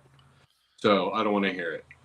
Yeah, that's because he got them for all the free hot dogs he could get, and if he tried to go back, they were going to deny him. He was like, let me get 17. Did you at least do hot dogs and handshakes with the people in concessions? He didn't. Grimy. And we call Declan Grant the grimy bastard. Look, that was a big misunderstanding. Declan Grant, also big misunderstanding. Other talent, other behind-the-scenes workers, also big misunderstanding. But I am Kid Legend, and I will be in Vegas. But no, put that back up, though. Put it back up. Why, man? I'm trying to wrap this up here, and you're keeping it going. I know. Man. I just want to go through and say, Don Freeze, oh my God, we have seen, dude, if that match with the triple threat, was it with Tarzan and whoever else? I don't care. That match was insane. Like, this guy deserves to be on television right now. I'm so happy to know that he is a part of PWU and that we're going to see him in a couple of weeks on this show. Billy Gold, we all know how everybody feel about Billy Gold. And oh my God, Live Danger. Ginger, talk about Live Danger. What's there to say? Like, I've been fans of them since the first time I saw them at the Mitchell Firehouse for SPO.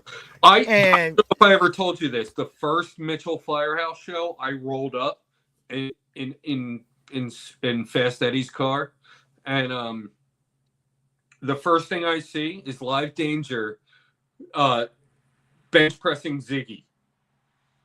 They each have one half of Ziggy, and they're both bench pressing him, and I was like, this is where I want to be right now. And with the busy schedule I've had lately, I try to message Live Danger every once in a while, see how they're doing out west and everything. And I just haven't had the opportunity to be able to. As soon as I saw they were booked, I'm like, I really wish I could go to Vegas because I would love to catch up with them. Yeah. But yeah, this card's going to be absolutely amazing. It's going to be, if you can't be there, it's going to be on Triller. So even if you're not going to be able to watch it at 3 a.m, you wake up that next day. And I know I'm going to have work the next day, but you know what I'm still going to be doing? I'm going to be watching this show while I'm at work. And you know what? Keep an eye on the channel because we're going to have some stuff to say. But here, we'll let you know about the review stream for the show as soon as we have logistics for that mapped out. But we will definitely probably be spending the Tuesday that week before and probably just focusing mostly on Midnight Express and what happens at the school that week prior over all other things because it is going to be a fun week. And that's going to be a busy week for us. With all the mainstream stuff going on as well. yeah, it's going to be a busy week for this channel, which I am looking forward to. Yeah. All my passions mixed into one. Yes, let's do it. We're going to see explode. Well, I didn't explode when this happened, so. No, by the end of the weekend. Yeah, I have it turned down. You know, I figure for Pete, I'll give him the satisfaction of this one more time. No, the sound is very important. No, it's not. That was just as satisfying. It's not because I want us to be able to talk. Everybody already heard the sound once. Okay. No, not only because of the I downloaded the video anyway. Because, I have it on loop. But also because about 4 seconds later, someone says, "Do it again." That was hilarious. I don't know who said that, but totally should have. I think it. But in all honesty, when it comes down to it, regardless if it was on the crash pad or not, I felt that Billy Gold is a powerful person, and you could have came up with something a little less painful for me to have to deal with in the long run. It was more so we offered, and he was like, "Yeah, sure, chokeslam." Like that in words of many crowds that chant this saying, "You deserve it." And on that note, ladies and gentlemen, we've had another successful episode of BJ and DG Talk Wrestling Indie Spotlight. Thank you to Twitch for coming on today. And we will see you Sunday for our mainstream show. I'm going to try to work on a possible guest for that show as well. But if not, we'll definitely have a guest as we have on Tuesday. So until then, for BJ and Pete, the guy who questions the intent. Anyway, now I'm just signing off because, can't get nothing done here.